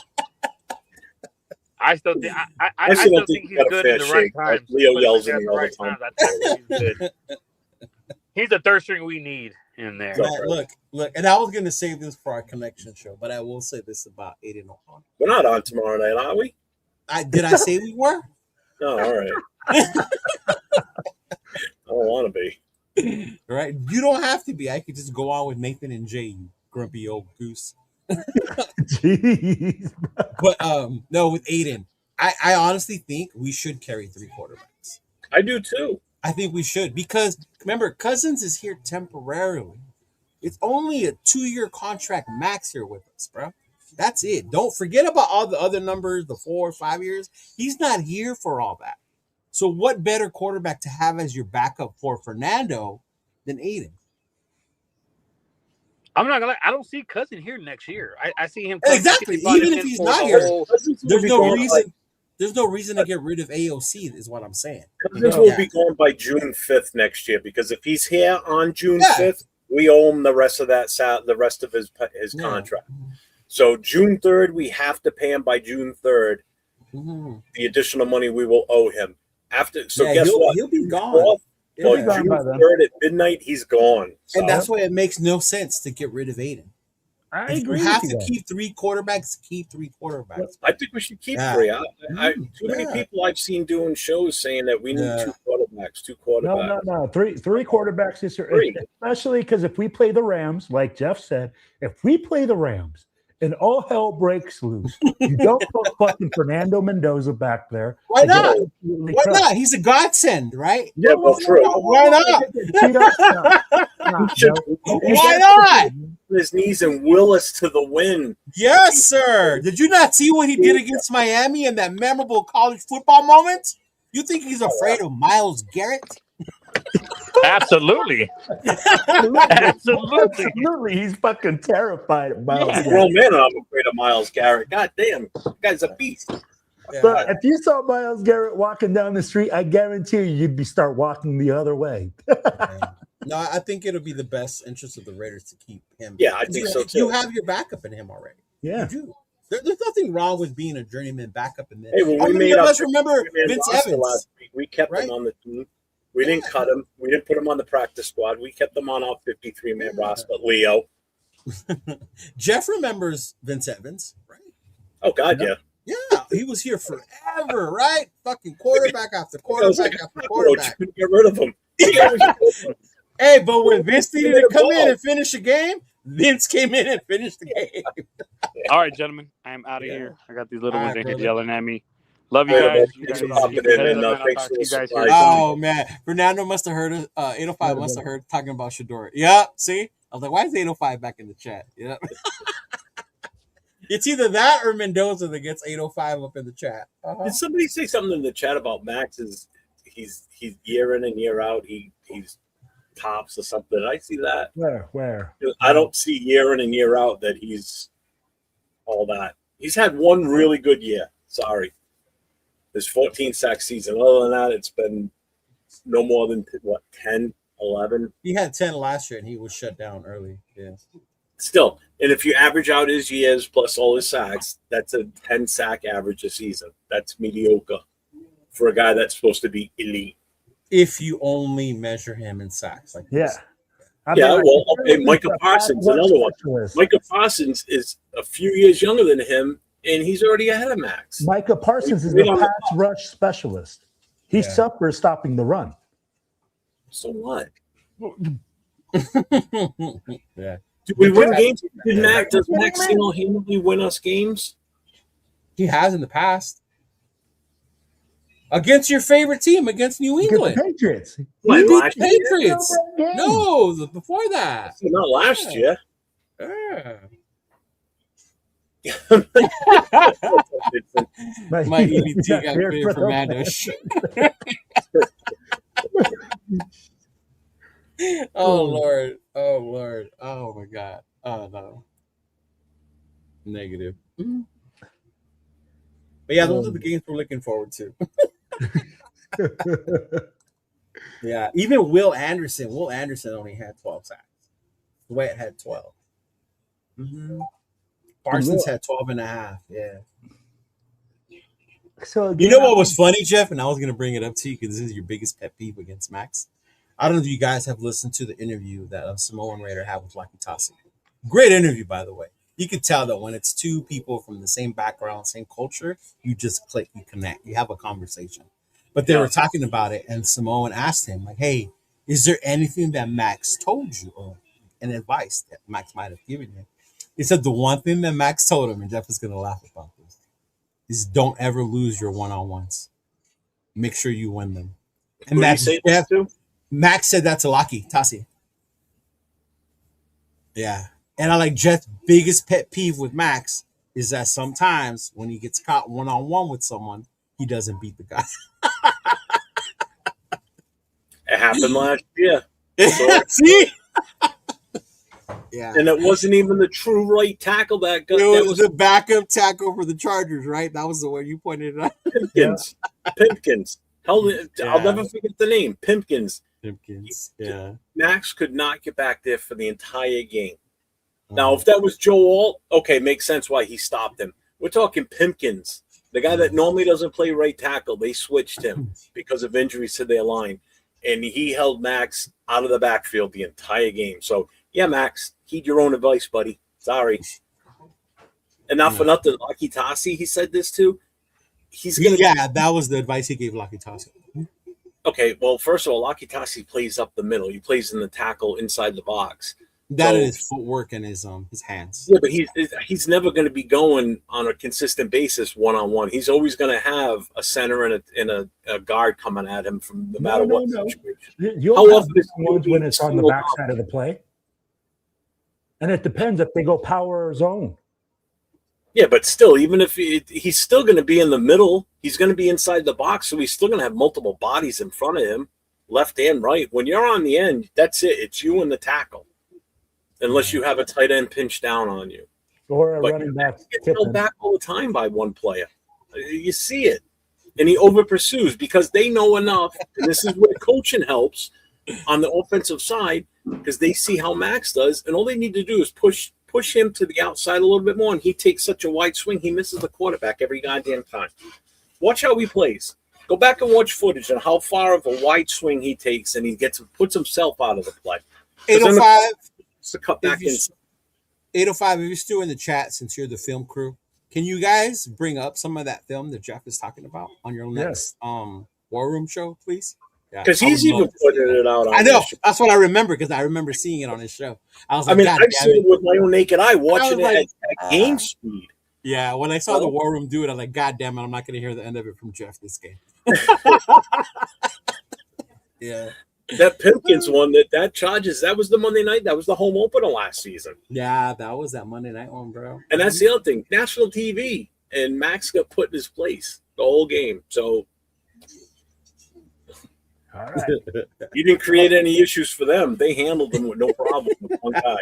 So that would be, I'll tell you right now, Myles Garrett ain't gonna have that happen. Well, a couple of moves and Myles Garrett's put that guy on his ass. Yeah, Miles is a freak of. Bro, He's just again, we're comparing him to Myles Garrett. No, you can't. But Myles You can't has compare the two. Yeah, see, there it is. There it is. See, he got the film. I got the film. And that's the other thing. Myles Garrett is his physical structure is completely different. Completely different. Yeah. Max doesn't have a muscle build. Max is built on finesse and speed. Yeah. He's not built on overpowering somebody. And remember, Miles was drafted what? Number 1 overall? Number 1 overall. Yeah. I mean, like, And for someone that's always in the gym, always working out, blah, blah, blah. Mm-hmm. Why does it look like Max never put any muscle on at all, ever? I think it's just his body. There's different body types, bro. He's There's just different what is body it? types. He's lanky. He's lengthy. Yeah. Yeah, I mean, does he even do curls or anything? Does he do bench press? I'm pretty sure he's strong, but I get he's not. Oh, I'm sure he is, but he doesn't look it. That's the whole point. It's very deceiving when you look at him.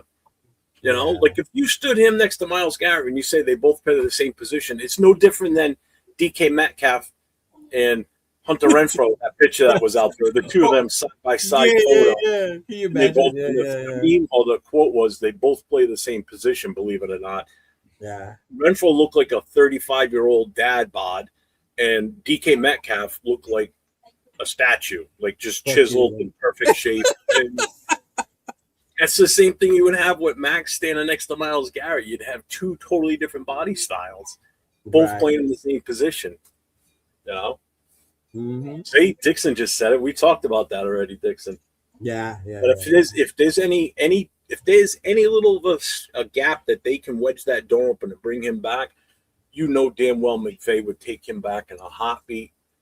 Because I'm telling you, But, oh my God! Yeah. But let me ask you guys this: could they handle that contract? Bro, we've talked about this. Some of these contracts, when you read it, it's like monopoly money. It's not what I you get what think. you're saying. Yeah. But So of course they can do it. Money's still going to be Yeah, there. they know how to maneuver the cap around to make it fit. Remember one year the Saints were like over 40 million over the cap before this league even started. The year started, boom, magically we have 2 million left. Like they know how to do this. Yeah. If the Rams, if the owners have the money, like Mark Davis can do the same thing. Mm-hmm. All he's going to do is do Bonuses. Signing bonuses. That comes out of their pocket, not comes off the cap. So if you do a signing bonus, and they say they bring him back for a team friendly deal, but they say, hey, listen, we're going to give you a $15 million signing bonus just for come back for this season, and then we'll reassess at the end of the year. Mm-hmm. They can do that. So he would still make almost $20 million this coming season just to be not even relying on to play the full game. Just come in there and do what you need to do when the game's on the line or they need him for a certain play, whatever. And the majority of the Rams players are ones they've drafted later rounds too. Puka's not a high-paid wide receiver, dog, but he's one of the top wide receivers. Oh, Dixon, that would be that team. They would be insane. They would be insane. Their offense. That would be They've got a good running game. They've got a great offensive line. They got killer wide receivers. As much as I hate to say it with Devontae there, they've got a seasoned veteran quarterback. I mean, my God, that team. They would roll through the NFC West. I can tell you that right now. All right, man. Besides that, Leonard got hurt. Wow. What do you guys think about the AJ Brown trade? You saw that. New England. Good for New England. They made the Super Bowl. They made the Super Bowl last year. They're in win now mode. Obviously, they can compete, right? They're not in a situation where it's like, let's see how these guys play, right? So when you're in a position where they are, it makes sense. But mind you, they did not trade the 2027 first round pick. It was the 2028. Next year, it's only the 5th, not the 1st. Yep. Right? Yeah. And But the I mean, it was higher a of their first two rounder. fifth rounders because they The got higher two of their fifth 2 5th rounders. Yeah, the higher of their 2 5th. But I mean, it's good for New England. I mean, he's reunited, right? So you got Coach Vrabel, you got his reporter, he's got his son back. So the family's his back. reporter. You know, his family, his other families back together again. So yeah. A good weapon for Drake May, you know? Yeah. Does that get them over the hump, though, in your guys' opinion? I mean, like, honestly, to say, hey, No, well, you bring A.J. Brown doesn't really get you over the hump, does it? It creates a weapon for Drake May to be able to get the ball out of his hands quicker. Because you remember, their thing against Seattle was that offensive line got annihilated, bro. And that's where the difference is right there. Yeah.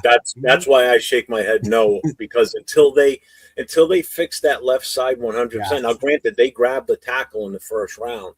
If they fix that left side, then okay, then they may have something. But again, we won't know until the season starts, or at least training preseason when you see them actually out there on the field. You know, for the same reason why I hold judgment on how our offensive line is going to be until they start actually getting physical in a scrimmage, or not a scrimmage, but a preseason game. Everybody's like, "Well, what do you think of the team?" I say, "I'm talk to me after the preseason, and then I'll give you a better assessment, especially on the O-line. Until proven otherwise, they're still just as bad as last year until proof is in the pudding." Yeah, I get on the same boat as Jeff when it comes to that. Like, I get it. Oh, you see the hunger, you see the drive, they're younger. Like, I understand all that. But until we start seeing them in actual games, maybe even the practice against the Texans, you know, maybe even that then would a be little bit.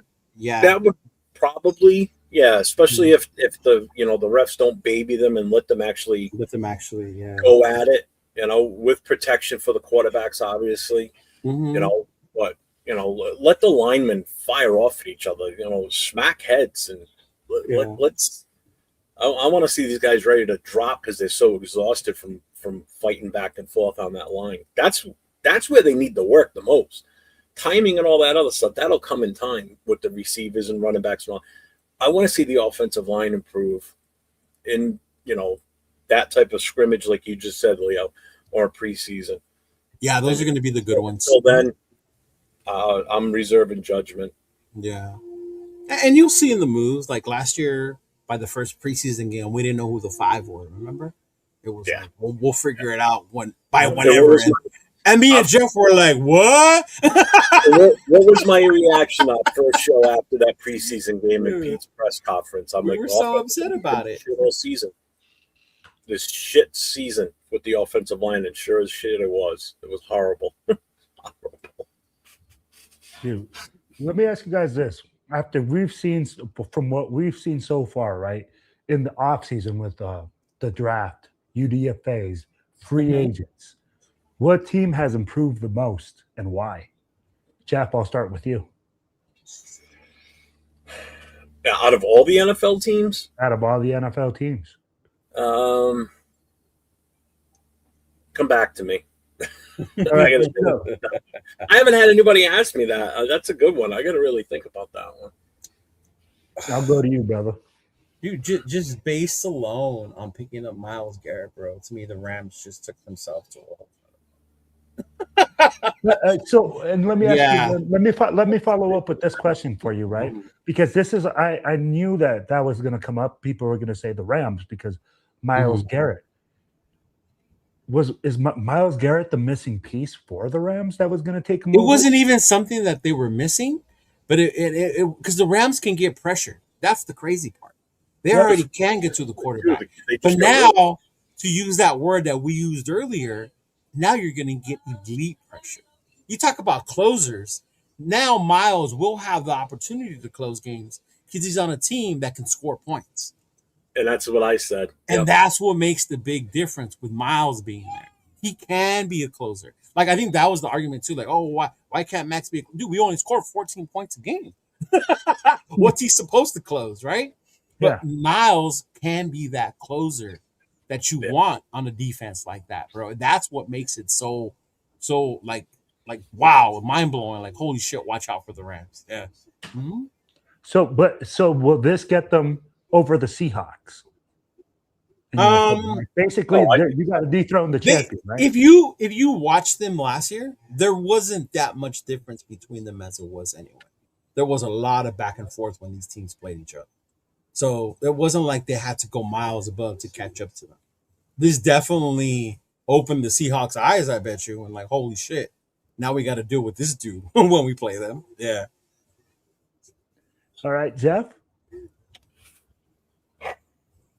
I wasn't thinking it along the same way Leo was, but now that he said the Rams, yeah, I would probably say that, but I'm not going to. I'm still going to pick a different one. You guys aren't going to like this, not one bit at all.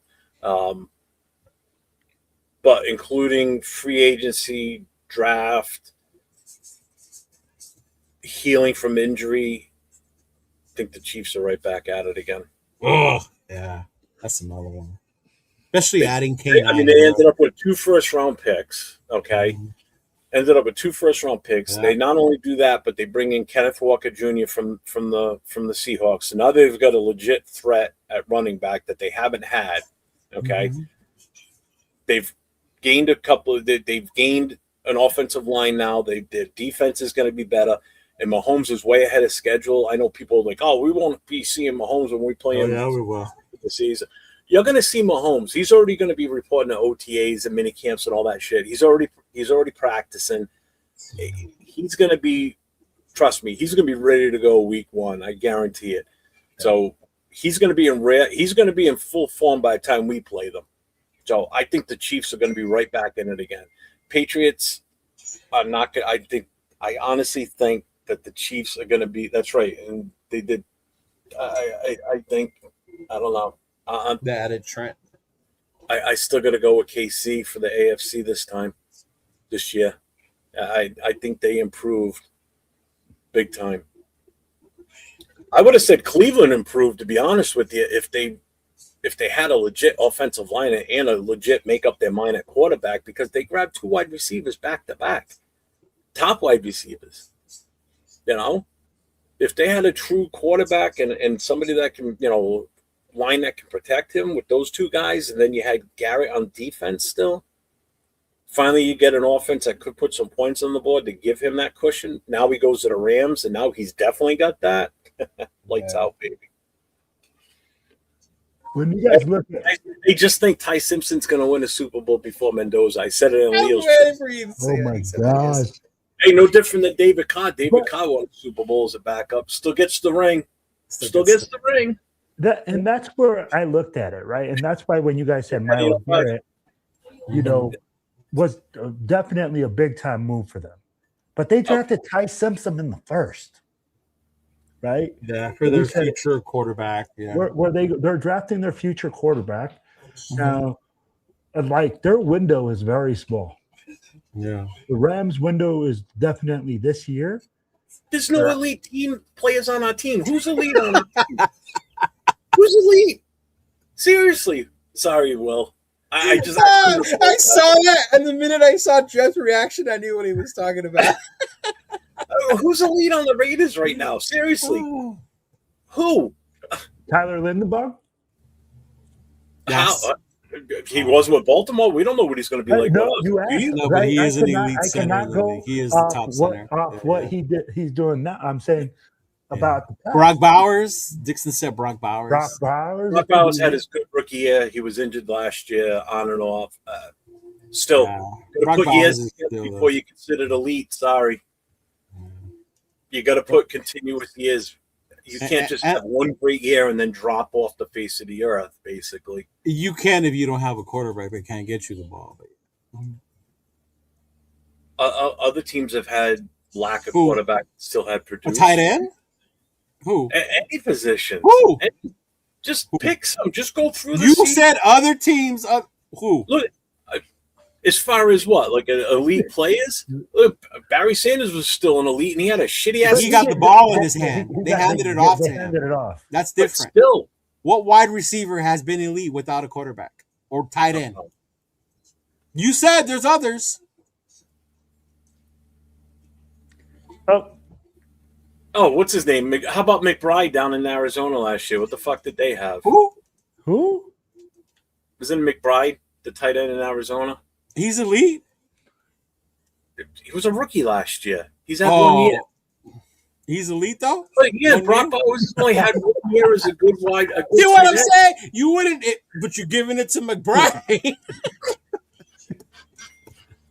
Okay, who wouldn't like Garrett or Mahomes? You mean to tell me if Mahomes had a chance to play for us, you wouldn't be happy about that? Of course, I'd be all over that. Yeah, Who the hell wouldn't want that? Yeah. If Myles Garrett wanted to come here and we took him, who would be upset with that?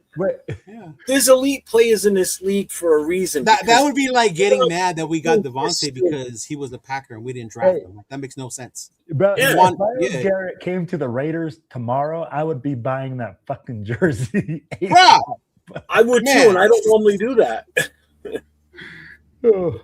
If Myles Garrett, Adam Butler. So, all right, Bowers may be a top tight end, but can you still call him elite? He's had a great rookie season, and last year was just normal. And you know what, Jeff? I get what you're saying by saying elite, right? You can't just have one season and then be considered elite. You want to see a work resume, as in saying like 2 or 3 years. I want to see a body of work, not just one good season and then.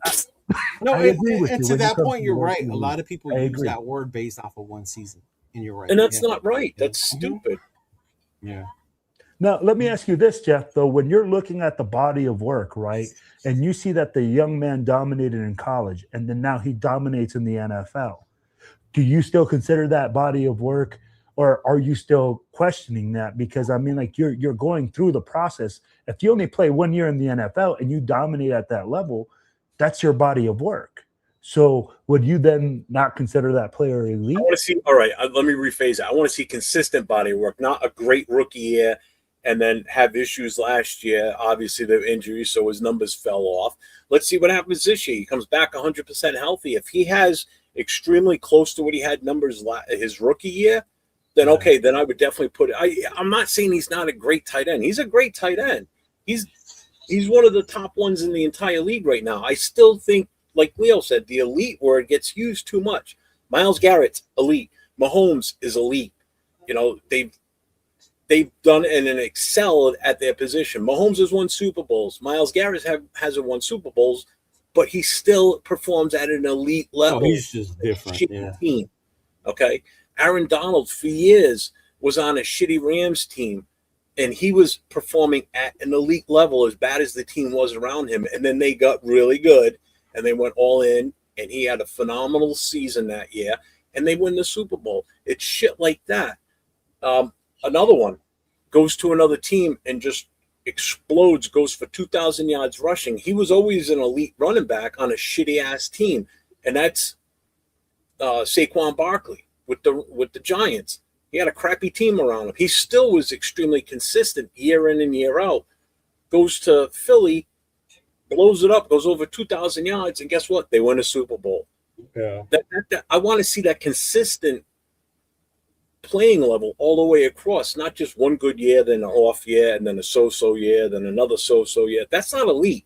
I'm sorry. That doesn't consist an elite career or an elite player. So, yeah, when I look at our team, so does that mean by everybody else's standard that Genty's elite? Yeah, I was waiting for that name to come up. He's not elite. What did he do last year to put him in the elite division? I didn't say he was elite. I know, I'm just saying, because I know some people are going to say he's an elite running back. I haven't seen Money Chuck in the chat, so I don't think that's conversation that's going to happen today. Yeah. What's up, G-Fam? What's up, Dank Raider? Yeah. And I get what you're saying, and I think that's a difficult thing, right? When people start throwing the word elite, I'd be like, elite, bro, like elite, we're talking like Lawrence Taylor. Oh, God, yeah. Again, that to me, that even elite, that's legendary, bro. Lawrence Taylor's fucking legendary. If you looked at him, look at his body of work, right? You couldn't say legendary at the time because you didn't know how great he really is. Oh, so, yeah, you did. When you watched that play, yeah, you did. He single-handedly changed the game of football in his era. The game evolved around him. When you, because of how he played. That Yes. defensive end linebacker position changed because of him and him only. Mhm. So he was top. What does that movie say from The Blind Side? There's a reason people value the left tackle position, and it's because of Lawrence Taylor. Oh no, what he did to Joe Theismann. Yeah. What he did to Joe Theismann. Just everything. The guy was just and it wasn't just Joe. Like Lawrence did that every fucking. It was different when you saw Lawrence Taylor. I hated the Giants. A lot of this too. Yeah. It was a lot of. A lot of the glass pipe, all that shit. But shout out to Lawrence Taylor, man. Jerry Rice, elite, consistent, even at his old ass age when he was with us, and he was even with us, bro. Yeah, even with us. Tim Brown, consistently every year after year, even on all those. And you know what, Leo? Here's a perfect example of an elite wide receiver with shitty quarterbacks. Who were all the quarterbacks when Tim Brown was here? They were all crap except for Gannon. He had crap ass quarterbacks. Yeah, Jeff Hostetler. Yeah, Jeff Hostetler. Watch your mouth. How dare you, bro? For what, 2 years? He had Rich Gannon. He had Rich Gannon. Gannon was the top level quarterback of his But he era. definitely went through his era of having oh my God, yeah. But what happened to him? He still had 1,000-yard seasons, close to 100, or sometimes even over 100 catches. I mean, the guy still he didn't break it as much as he could have because of that. But he's still up there though. Yeah. So he still performed at an elite level. Jerry Rice, like I said, even in his old age, still performed at an elite level. You know? Yeah. There's no way Genty's a top 5. Absolutely not. Absolutely. You still got to see more out of a top 5. No, elite is not my word. Wait, everybody else is running back in the wrong sense. Is that what he's saying? Like yards wise? Or I'll be like, Genty will be top 5 in the NFL for 2026-27. He will have an elite player caller. Kubiak. So that's where I'll be like, I could see left tackle, an elite center blocking this season. It's about I think that's the difference. See, I think with someone like Genty, and I don't mean this in shade, you need a good O-line to get to those numbers. Yeah. Barry Sanders didn't need that. That's the difference. Myles Garrett doesn't need other people around him to get the numbers that he gets. L.T. didn't need the numbers or the people around him to do what he did. Jerry Rice, right? You said it. Granted, he had Joe Montana, Steve Young, Rich Gannon. Great quarterbacks, right? But still, there was just something about Jerry that was completely fucking different. Yeah. And Jerry wasn't a fast wide receiver either. No, his 40 time was horrible. Except for his rookie year was horrible. How many times did you ever see him get caught from behind? It was very rare. Yeah. You know, I get it.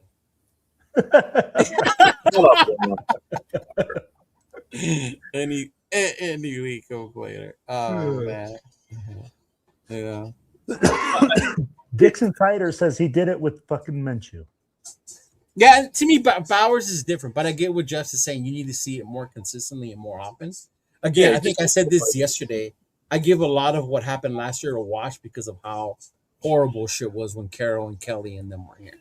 Like when you hear, I think we said it last year during the season, Jeff. Like, why is Bowers still playing? Like, Carroll should have sat his ass early on in the season. Let him recover from his injury. He ended up getting hurt more, and then he missed more of the majority. He got hurt week 1 in New England. He got hobbled there. Then he came back on that Monday night game, and then he got knocked out of that game early, and then he was the same the rest of the season. Fucking 805. I'm telling you, Genty is not going to be a top 5. Right. You look at the, you know what? I'm going to bring the list up. Hang on a second. And if he does, like, I'm happy for our team, but I think a lot of that has to do with how our offensive line plays. If our offensive line gets the shit together, Lindenbaum, JPJ, Miller, they figure that shit out. They learn, they pick up Kubiak's zone blocking scheme, right? Yeah. I'm gonna put it like this: if Genty has a good season, that means we're winning a lot of games. Exactly. Yeah. So I'll be like, then that means my prediction of 6 games this year is gonna be 12 games. No, if he's having a good season, I still think we only get to 6 or 7. Bro, I don't think that type of season though. When you're talking about a top 5 season, right? because that means you're going to be rushing. No, you said good season, not top 5. There's a difference. Or a 5 or a top run or a top 5 for a running back. Yeah. You're talking 1,200 yards plus, Cheeto. Top 5 running backs, 1,200 yards. But that's rushing, not total, because he totaled 1,300 last. No, he no, almost got 1,000 rushing. I'm just talking rushing the football. Mm-hmm. Yeah. And if then you remember in Houston, it was like you unlocked a whole nother level of him when you saw him coming out of the backfield catching passes. Yeah. Like he fucking killed the Texans with that fucking game doing that. Yeah. Mm-hmm. I mean, like they lined him up outside at receiver, and it was incredible. He looked like a receiver. He looked better than our receiver. A little receiver. I'm going to bring something up. I'm going to bring something up on the screen. You tell me, out of all these running backs, you tell me who's he going to beat out of this group. You ready? Next year? Yeah. Ooh. So there's number 1 through 8. I got one. Rocky. Who's he going to surpass out of this? Where does he come in the top 5 in this group? I think, the 5 would be different because I could see him having a better year than Achin based on where Miami is as a team. But Gibbs, I think, is going to have a better year next year. McCaffrey. Here's the thing. So you take Achane out of that. So at that point, you take Achane off. That means Williams moves up 1. Gibbs moves up 1. So's McCaffrey. So where does he fit out of the top 7 with Achane out of there? I would put him in 7 or 8. I would say 8, bro. Yeah, 7 above Achane. So Mike Guerrero was saying Genty top 3. So all right, so you're going to Jonathan Taylor numbers. Well, so I think a lot of it with Henry, they're guessing the wear and tear. Can he still do it? But I haven't seen him slow down. No. Yeah. Yeah, dude, I'll be like, I'm with you. Where does he fit into this? And isn't Baltimore under new offensive play calling and all that, right? Yeah. It's not there no more. Yeah. But I mean, like, they're going to run the football. It's a defensive-minded head coach. They're going to pound that rock. Here's the other thing now. Let's put this in another perspective. Jonathan Taylor is going to be up there. Yeah. Shout out to Severe because he's the one that put this in the big group chat the other day, and I remember putting this up, so I had to grab this and bring this. That's he put it up at 1,200 yards rushing. That was last year. Jesus Christ! Yeah. Okay. Yeah. So here's the other thing now. Okay, so we've got Genty, and you've got Mike Washington, you got Hemby, and you're gonna have Labe or Collier back there. So you're gonna have 4 running backs, right? One, you're gonna be rolling with 3. You're gonna roll with Genty, Mike Washington, and Hemby. Carries are gonna get split at some point. Okay, so Cook. That's not what Kubiak said. I understand that, but just be realistic here. Okay? No. There's your expectations because you see other guys say it. But I get the coach said, I get it, but I'm not taking carries away from him. Okay, he's not going to. Okay, but still, hear me out here. Okay, so that means if he's not going to take carries, that means Genty is the workhorse. Yes. From start to finish throughout the entire game. Okay. All right. So Cook, there ain't nobody else in Buffalo. Okay. Cook does all this by himself, and it doesn't show it on here, but don't forget his ability to catch the ball too. Okay. Oh yeah, Cook is amazing. Derrick Henry. That's why I'm surprised Cook ain't up there. Yeah. Who does he have stealing carries from him? Absolutely nobody, and he gets 1,500 yards. Okay. He's getting older though, bro. It doesn't matter. He's still on a good team. No, he's still running, bro. Even last year, there was no signs that he's old. And he ain't a small guy either. He's huge. Jonathan Taylor. Okay, he's got no other real threat backup behind him. 1,500 yards. Okay, plus he catches the ball. Bijan is a beast of himself. Okay, and that's an off year for him possibly. He could shoot up to number 1 next year. Who's he got behind him? Algiers gone.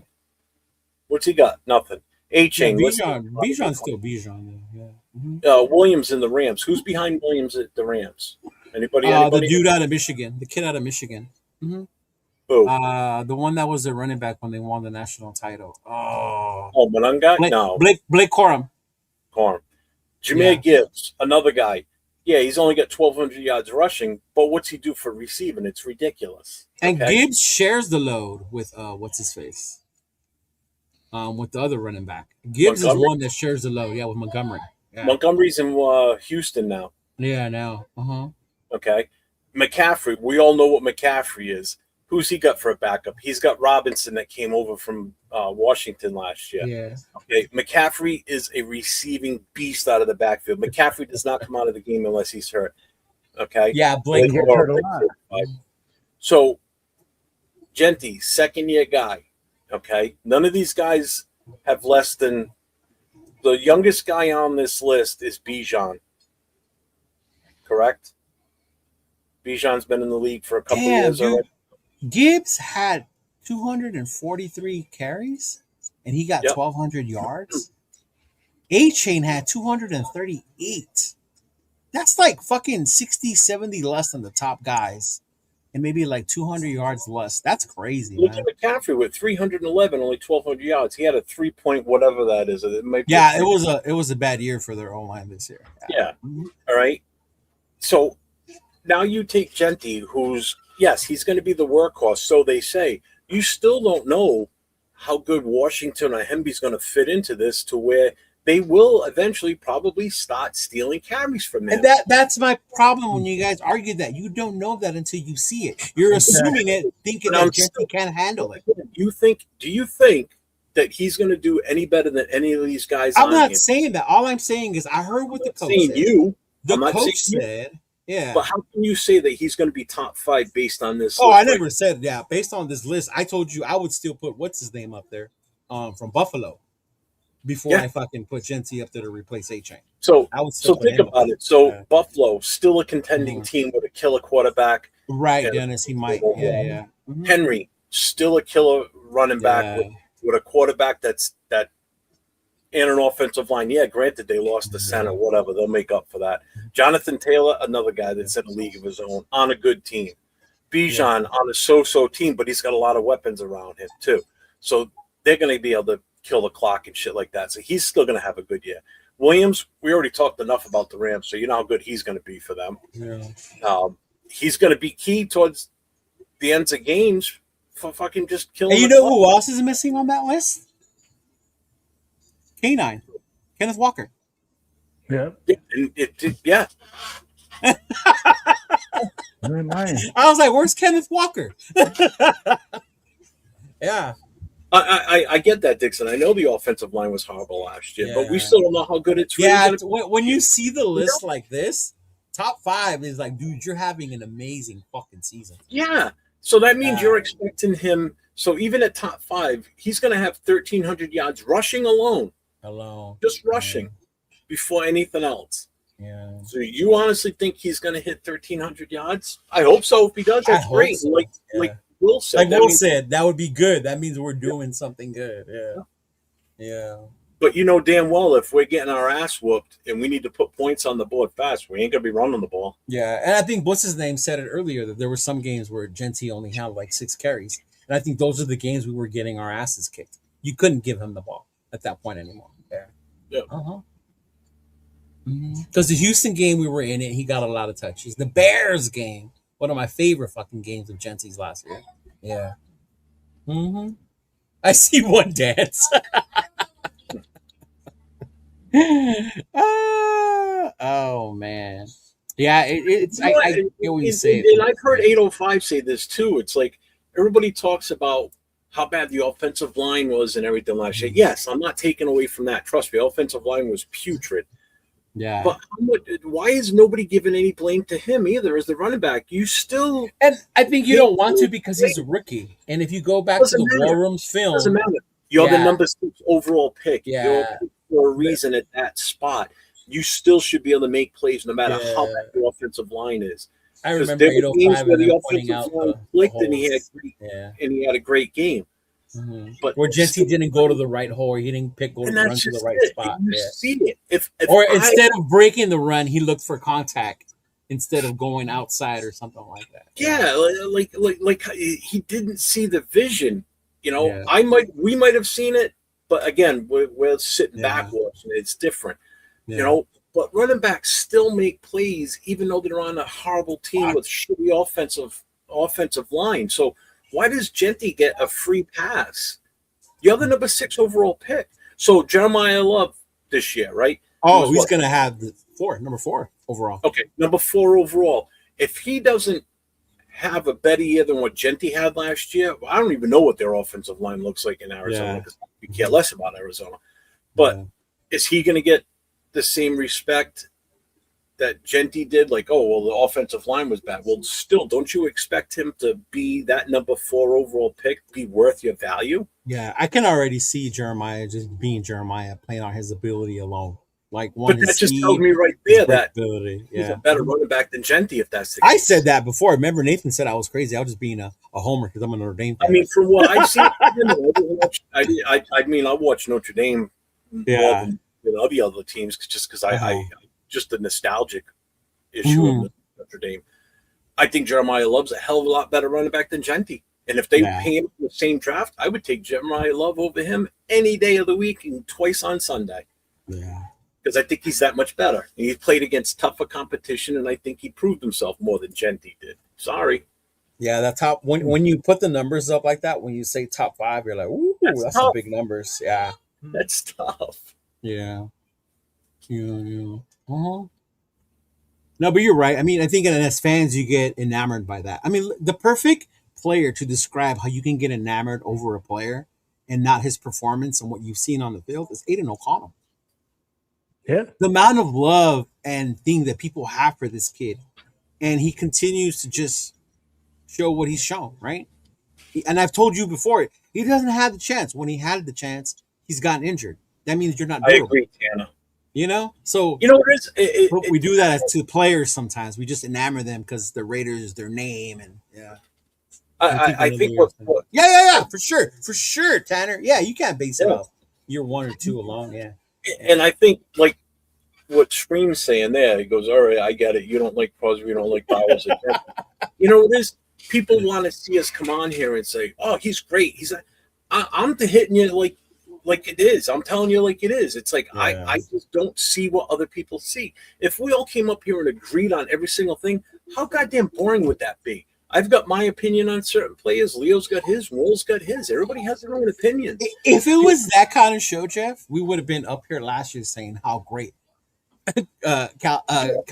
Carol and Brandon Carroll were, right? And we need to shut up. I believe in that. You know, I have my opinion on players. I like to see a certain caliber of player out there for this team. Yeah. You know, everybody just gets so enamored with these guys. Like I've said before, they get married to players. Like, God forbid you say anything bad about Max Crosby. Oh my God. Oh, I used to be that. All the people that were saying, "Oh, he's never going to get traded. He ain't going nowhere." Boom, he gets traded to Baltimore. And I sat there and laughed. I'm like, so much for all those people saying he'll never get traded. That wasn't our fault. He came back. We didn't want him back. We wanted the pick, but Baltimore pulled the rug out from under us, fuckers. You know. So and think about it. Think about this though. Think I about know the a lot of people car craze. But think about what Myles Garrett just got traded for. Right? What did the Rams give up? A first and a what? 5th. Is that what the Rams gave up? No, you're thinking New England. Third. No. A first, second, and a third, right? Yeah. And that, was it the same draft or different drafts, if I remember correctly? I think it's one. Their first next year, right? And then the second and the third. Right? Mind you, we were gonna be getting 2 first-round picks, y'all. 2 first-round picks, and Myles Garrett just got traded for 1 first-rounder, a second, and a third. Like, we were coming out like bandits in that fucking trade, man. And we knew for a fact one of those picks was going to be 14 overall. Right. We knew. You don't even know what the Rams could end up winning the fucking Super Bowl, and Cleveland has the number 2 overall and the 32. Yeah. And Jared Verse is a dog, though. No slight on Jared Verse. Yeah. Jared Verse is a fucking dog, right. He must be pissed. He's like, what the fuck, man? I'm going from a team that was going to be a contender to a team. I think people are going to be surprised by Cleveland. I know it's like Cleveland. I do too. They picked up a lot of young guys. They have multiple draft picks, future draft picks now. Bro, we say that about Cleveland all the time. Yeah, but even they've had more success than us recently. Well, he's saying that ain't no lie, but I'm just saying they still suck and we still suck. Yeah, I was on with Twan a few weeks ago, and we were doing They everybody won't was go undefeated. Yeah. everybody was picking wins and losses. And when Oh God! Like I get to the Cleveland game, and I said that's a loss. They're like, "How do you think we're going to lose to Cleveland?" I said they beat us last year. What's different on their team? They added to their team this year. they beat us with who at quarterback? Oh, Shador. Man, no. And, and they still had Myles Garrett at that time because this was 2 weeks ago. I said, you think we lost to them last year in our stadium? They beat us in Vegas. Now you think we're going to go to Cleveland towards the end of the season In the cold. out in the exposure, and you think we're going to beat Cleveland out there with the same team and even more talent now than what they had last year? Like, oh, they're Cleveland. Yeah, that's what we thought last year too. Oh, they're Cleveland. The funny part is we say that. So many other teams say that about us. They're the Raiders. Yeah. Yeah, and they were right last year because we only won 3 games. Oh my God! So now I flip flopped it. I still think we're going to lose to the Rams regardless because I had us losing to the Rams at the beginning. I had us lose to the Rams, period. But now I think we've got a better chance of beating Cleveland because if our offensive line is better, which we don't know yet until the season starts, folks. So don't get all excited and walk around with a fucking chubby. And how is it better? Like honestly, Jeff, like everybody says we're better at the offensive line because we picked up certain players, right? Because they think because Brandon Carroll ain't here no more that these guys all of a sudden learned how to block on their own. This is where I go and I say, like, we got to pump the brakes as well as fans and say, oh, we got better here, we got better there. I'm like, players are players. They need to be coached up. They need to learn the system. Oh my God.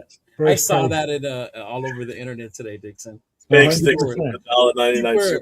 Yeah. First, probably going to hit up Max on how to fail the physical. That's right, 805. You had to hear Pro Bowl quarterback Shedeur Sanders' name one more time on the spot. What?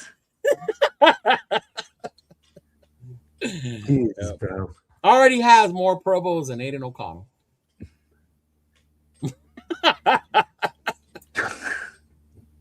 No response to that right now. Bowers broke records, mass extent. See that? Can I just say something about that? I get it. As Raider fans, we got happy that game, and he pushed them. And dude, Mahomes still won after that fucking. I was gonna say he still beats us, right? After that fucking game, they woke up and they fucking went on a run and went to the Super Bowl. So at what point did we instill this fear in Mahomes that he started sucking? That's what drove me crazy on your live last week, bro. When you had people up here saying that, oh, the Chiefs suck and we're gonna beat them and fuck the Chargers and fuck bro, they're still better than us. Like, you can hate them all you want, but they're still better than us. Bro, I haven't seen a year that the freaking Chiefs have not just looked at the calendar and put a W on our name. Man, I live with a fucking Chiefs fan, bro. You don't think I know that? Oh man. Hey, as far as I'm concerned, we're still 3-14 until you prove me otherwise this season. Sorry. What up, Ja? What's up, brother? How you doing? Yeah. Something on his stream a week ago said, "What do you think about my haters that didn't want me? Well, where are they at? I'm a pro football player." And that's good. No slight. There's nothing to shine your face down about making it to the NFL. No. Our thing as fans, we have expectations when we draft you number 6. That's it. Yeah. Just like there's expectations when you're picked number 1 overall. Hey, there you go. I was waiting for that one. Oh, yeah. Yep. Let me ask you like this. Is it all about the fans' expectations or is it about the coaches and the I think coaches and fans have different expectations, bro. They have different fans do. Oh, okay, we'll do that. Yeah. Don't lock me into that group. Yeah, I think they have different. I live in reality, not fantasy world. The perfect thing that identified that was the drama that came out about earning the shield and how do you do it? Because fans went on their own thing about how they were going to do it, who's going to get one, who's not, and Kubiak was like, "It's a team effort. I'm just building a team." Yeah. So there's not going to be someone in August that don't have a shield on their helmet. You know? One comes and someone doesn't have a shield on their helmet. Oh my Lord, yeah. First of all, the equipment manager is getting fired. they can't do it. Yeah. Yeah, but I mean, it is. There's a huge difference, bro. Especially as fans, it's completely different. Yeah. I think a lot of us fans are delusional in the fact that we think we know what's going on with the team, and we think we know that locker room, that we know this locker room, and that we know this team. Yeah. Look at what happened with our cornerback that just showed up for the first day. Yeah, everybody. Right, everybody was freaking out. Oh, he hasn't shown him. He hasn't showed up, and don't give him his shield. And this. Like, bro, it's not even mandatory yet. It's voluntary. Exactly. He's a 30-year-old nickel cornerback that we traded a late round pick for. He's not here to be Charles Woodson. Like, why is everyone freaking out? But it's because like they expect him to be Charles Woodson. Like, bro, if he's even Nate Hobbs, I'll be happy. I'm not expecting this dude to be fucking Woodson. Like, come on. Yeah. But yeah, it goes like that with expectations. You know, and shout out to me for raising Noah different. Because Noah's expectations are high. Noah has high expectations, and when he sees them suck, he does not hold it in. That he'll argue with his other cousin, and his other cousin will call him not a real fan because he doesn't think they're good. He'll be like, "Uncle, this is some bullshit we're watching." Oh man. Yeah, year 4. Who you paying, Washington or Genty? Let's see. Well, they're different years, so Genty would get to year 4. You would have to pay him first, right? Mm-hmm. Yeah, and but you still have with Genty, you have the 5th-year option. 5th-year option, yeah. With Washington, you don't. You would just have to. Yeah. But even that, to me, that would be a failure. If we're at a point where Genty's not showing he's the number 6 overall and that guy, and Washington is, then that was a failure. Yeah. But that's a different conversation. At that point, you're giving him the carries because he showed you he can't do the job with the carries. As opposed to, I'm just going to give them to him because I don't think he can do it. Like, at that point, I think he has to show Kubiak, but Kubiak, this dude is not it. He's not showing it to me. I don't see it. I got to go somewhere else. Yeah. Mm-hmm. Like everyone thinks I'm not paying either because. Thanks, Brian Williams. Oh, Wilson. Yeah, bro. Thank you. Trust me, it's not easy, brother. And then growing up in this house, I have a Rams fan as a father, right? And he's all excited right now. You know, he wants that Myles Garrett jersey. He says, "Son, do you still get jerseys?" Oh, I'm sure he's excited. Yeah. Mm-hmm. You know what? I am actually. Obviously, I could care less about the Rams. But I am intrigued. I will watch Ram games this season just to see how they look with him out there. Because it's going to be – I think it's going to be a great game, every game they play, because I just want to watch him just go off with that 100%. team. 100%. He's going to watch him get hurt like week 1 now, too. But even then, if it's early, he has time. The Rams go to the postseason. So you can have someone get injured early. As long as it's not something severe. Stafford doesn't always make the whole regular season, but when does Stafford come in? He's like Lamont. November, December. He's locked in. Fucking Matthew Stafford is locked the fuck in, bro. It don't matter if he has a separated shoulder or not. He'll be in there fucking calling a sneak play. Yeah. Yeah, he had 975 yards rushing, but when you look at that list of those running backs, that's still like 700 yards. That's way behind everybody else. And Genty didn't miss a game, folks. He played every game. And A-Chain was up there. I don't think Miami had the greatest offensive line, did they? No, but they had Mike McDaniels, bro. Mike McDaniels is a hell of a play caller on offense, and now the Rams have him too. So I'm like, not the Rams. The Chargers. Oh, the Chargers. That's right. The Chargers have Mike McDaniel. And they have who as their running back? About that. Omari and Hampton is their running back? Yeah. Right? Nobody really talks about the Chargers in their offense. Because they don't want to, because us as fans swear they're going to just – and granted, they might choke in the playoff. That's what they do. but they're still fucking. They're still a good fucking team, bro. They're making to the playoffs. Yes. They don't win in the playoffs, but they do make. Yeah, exactly. They might fucking choke, but hey, they'll fucking make it. Yeah. Mm-hmm. And as a fan, would you rather be in that position? Or would you rather be in us where every 2 years we're trying to rebuild and restart something? Nope. I would rather have consistency getting there, but just not getting enough instead of being down here and having no hope every year. And we're in the situation we're in right now where we're sitting here going, we're no better than we were last year at this point. We aren't. We aren't. Because until the season starts,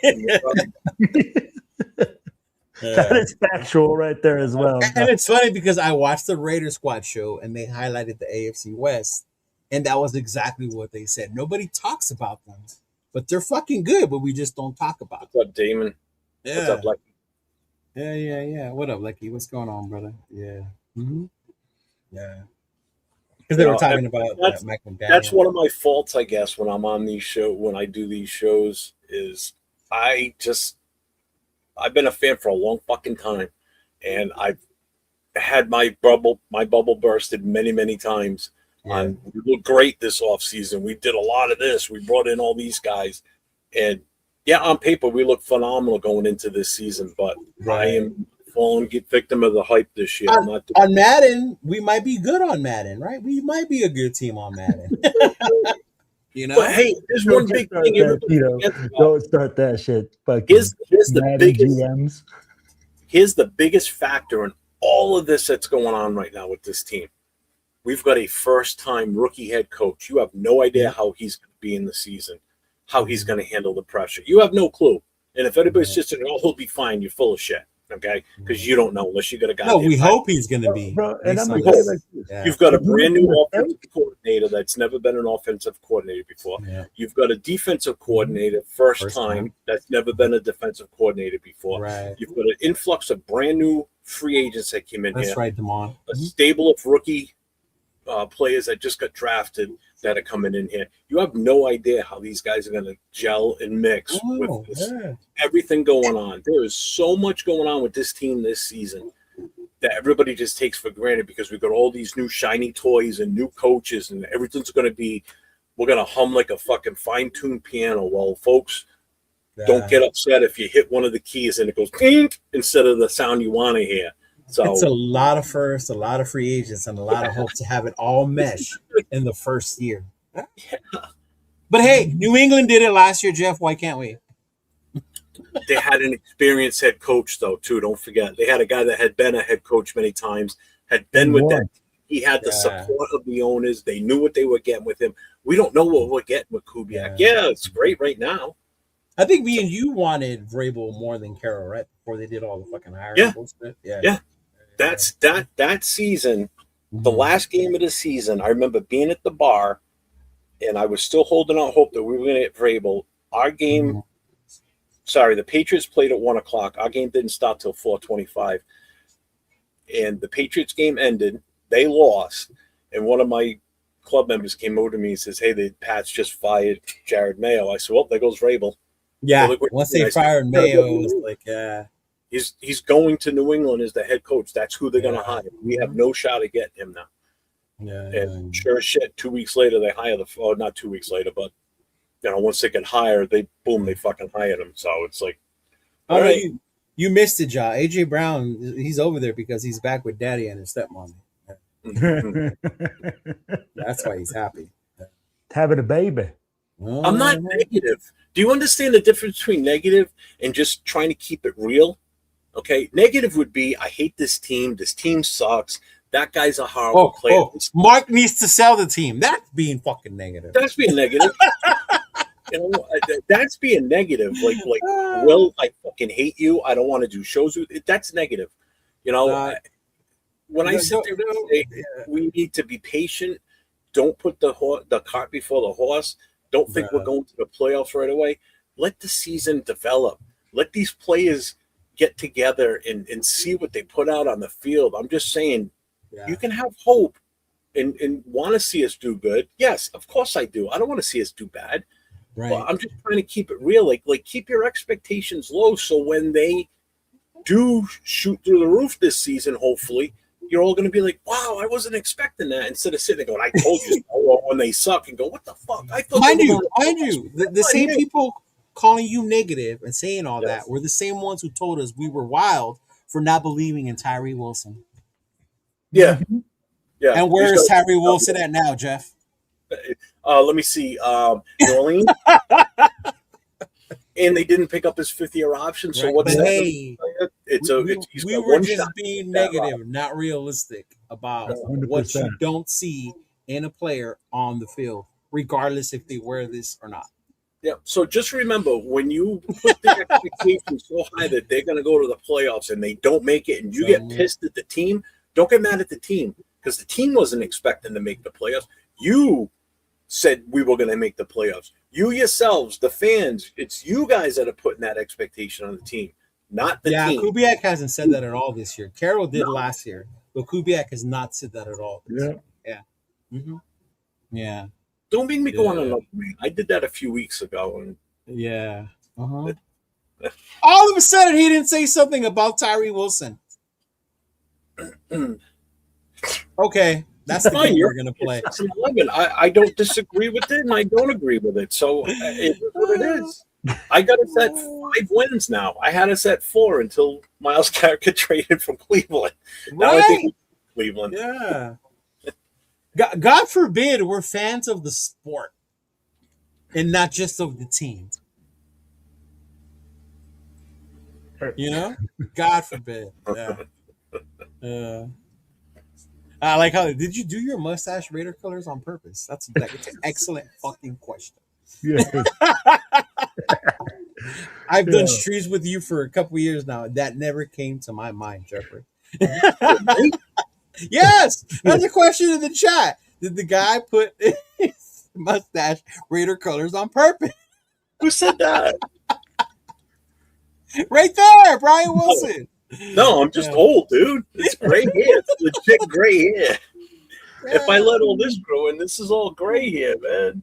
I'm old. I'm fucking 56, bitch. I don't mean to call you bitch. Sorry. Oh yeah, and that's a great point, man. Because when you look about and you think about pedigree, what it's supposed to look like, what they're good at, and this is a prime example what it was supposed to look like on paper, not working out. Prime example. That team should have been fucking amazing, bro. Carr, Jacobs, Waller, Devontae, Renfro? Come on. He inherited a playoff team to begin with. And he destroyed that team. And he proved he could call plays, right? Because he did it in New England. Yeah. So, but like Jeff said, it's different when you're the head. Thanks, Dixon. Yeah. He is, bro. He is. I gotta get my body in bathing suit shape. So when I go to Vegas, you gotta hit up that pool with the palm. Bring it back. So when I go to Vegas, I can wear my thong and go to the pool. Oh Lord, yeah. Please do that Wednesday and Thursday. Please put the thong away come Friday. No. So wherever you are, Leo, I'm wearing it. I'll even, you know what? I'll buy a Borat bathing suit. You buy a what? Remember Borat when he had that green? Oh yes, Borat. Yeah. Yeah. Dude, this mustache is. I have not shaved this off in 2 years now. Yeah. I've trimmed it sometimes just to take some of the curls out of it, but I've been training the shit out of it, and it's consistently hanging down nice and long now. It's like my trademark, man. That's it. It is your trademark. I actually have to incorporate that into the logo. You should have put that on a shirt with just the mustache, bro. I'm yeah. Looks like two saggy titties.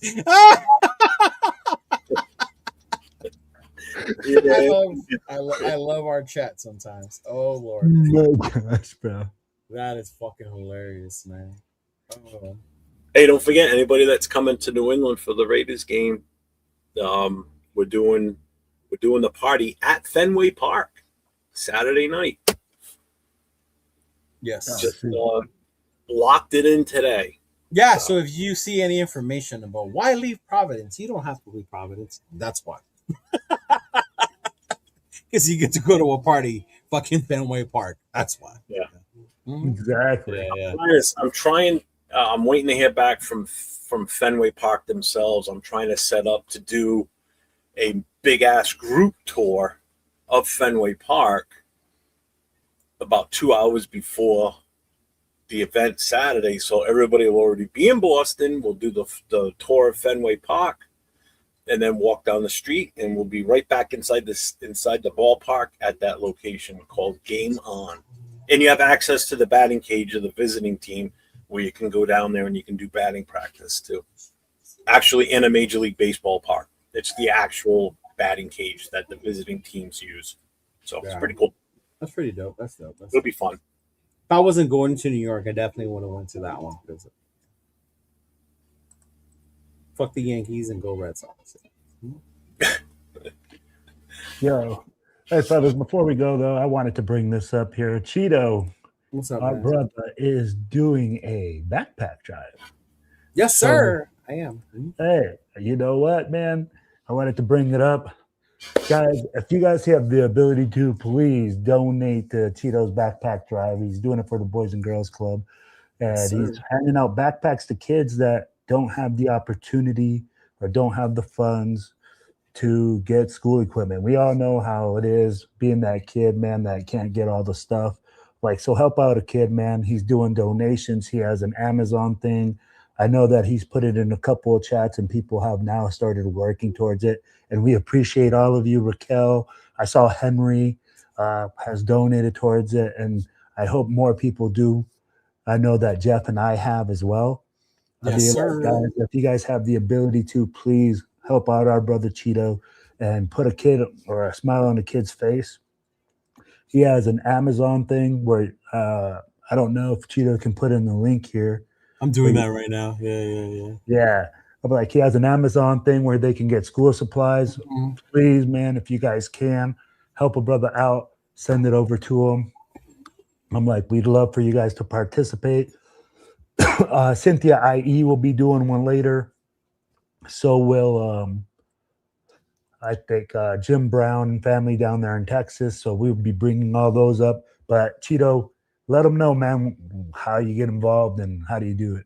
Yeah, we're teaming up with TNBC and the Raider Misfits over here in the IE. Obviously going to do a great event. The event itself is July 31st from 2 to 6, I believe. Barbers are going to be showing up, doing haircuts. So we will be there at the Boys and Girls Club, actually giving these things out. Shout out to 805. He also was one of the donors. You, Jeff. Shout out to you, Will. Like I said, this is on my Instagram. So if you follow me on Instagram, Cheeto Lance, the flyers are pinned. Also, if you go to the TBH on the Empire page, both the flyer for the raffle and this one are pinned to the page. If you want, I can send you the Amazon link if you want to just buy things from there. As far as what we need, it could be backpacks, school supplies, things of that I put up there. So anything helps. It's much appreciated. And this is just one of those things. I mean, we're a new club, relatively new. This is my going on year 2. And this is already our second event. Earlier this year, we did the Easter baskets for the kids, and then now teaming up again with the Misfits and TNBC this time. We're going to be doing the backpack event. So just one way to be able to give back. And like how we said, right, it's not always just about yelling Raiders and drinking Modelo's on the bus. It's about being able to give back to your community, and this is what we like to do. Yep. Mm-hmm. Absolutely. Hey, Jeff, I couldn't bring up that flyer for Reds. I'm like, do you happen to have it? Yes, I do. Boom. Hey, Brian, what's the latest on Josh Jacobs, bro? He's a Go Pack Go. I'm wondering what's the latest on him.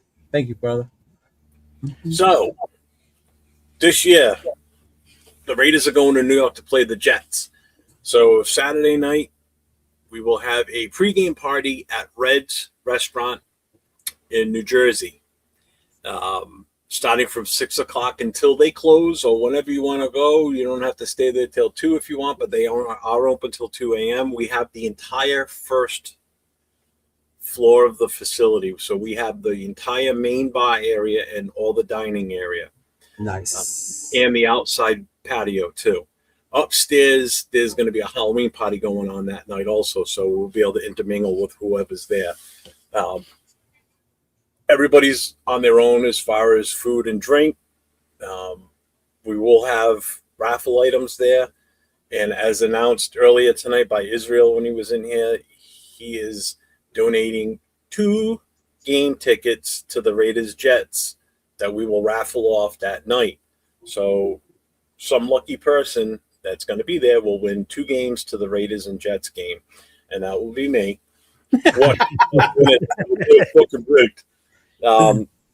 So October 31st, Halloween night, we are probably going to turn this into a Halloween party, which means if you bring a costume, go for it. I know there'll be super fans that are going to be there, so they'll obviously be more than likely dressed up. This is hosted by the New York City Black Hole, the New England chapter Black Hole, Jersey Shore Booster Club, Raiders Against the World. Right now, Lubbock, Texas. What's Israel's? Lovelock. Sorry. Lovelock chapter. So with him making that donation, his chapter is also helping out with this too and promoting it. We will have a live DJ that will be there spinning the music all goddamn night, and the same DJ will be there for the tailgate on Sunday. There's going to be details for the tailgate to come. We don't have that locked down 100% yet. But so if you're in the New York area, it's free of charge. There's no charge to get in the door for this. So if you're a fan of the Raiders or any other team and you're in the area, come on down. We're going to have a blast. I can't wait, bro. I can't wait. Hey, y'all, get ready for the most electrifying Saturday night in Gotham City, hosted by TBH New York City, TBH New England, Jersey Shore Booster Club, our boys from Raiders Against the World. You're going to meet the legendary motherfucking Cheeto Linus flying in all the way from the West Coast, baby. You are going to have an electrifying weekend again, hosted by our boy Raider Jeff. And this is not to include New England, because he's going to hit you with that right and that left hook, baby. He got the tall ship lined up. He got Fenway Park lined up, and he's going to be straight smacking it out of the park, baby. Let's go. I'll see y'all in New York. That's right. You will be there. You're a little the fucking hype, man. Right? Yeah. And this is the Fenway Park one. Yes, sir. So Raiders at Pats, Saturday. No, it's not Saturday. Yeah, Saturday, October 10th, pregame party at Fenway Park. Location is called Game On. So it is family. Both locations, by the way, even in Reds in New Jersey, it's family friendly. If your kids are coming out with you, bring them. Minors are more than welcome. Doesn't stop anybody from bringing their kids with them. Same thing with this location in Boston. Just completely family friendly. So bring the family in for this. So.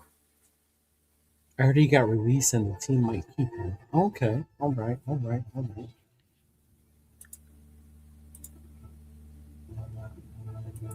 I got nothing else. I'm good. That's it.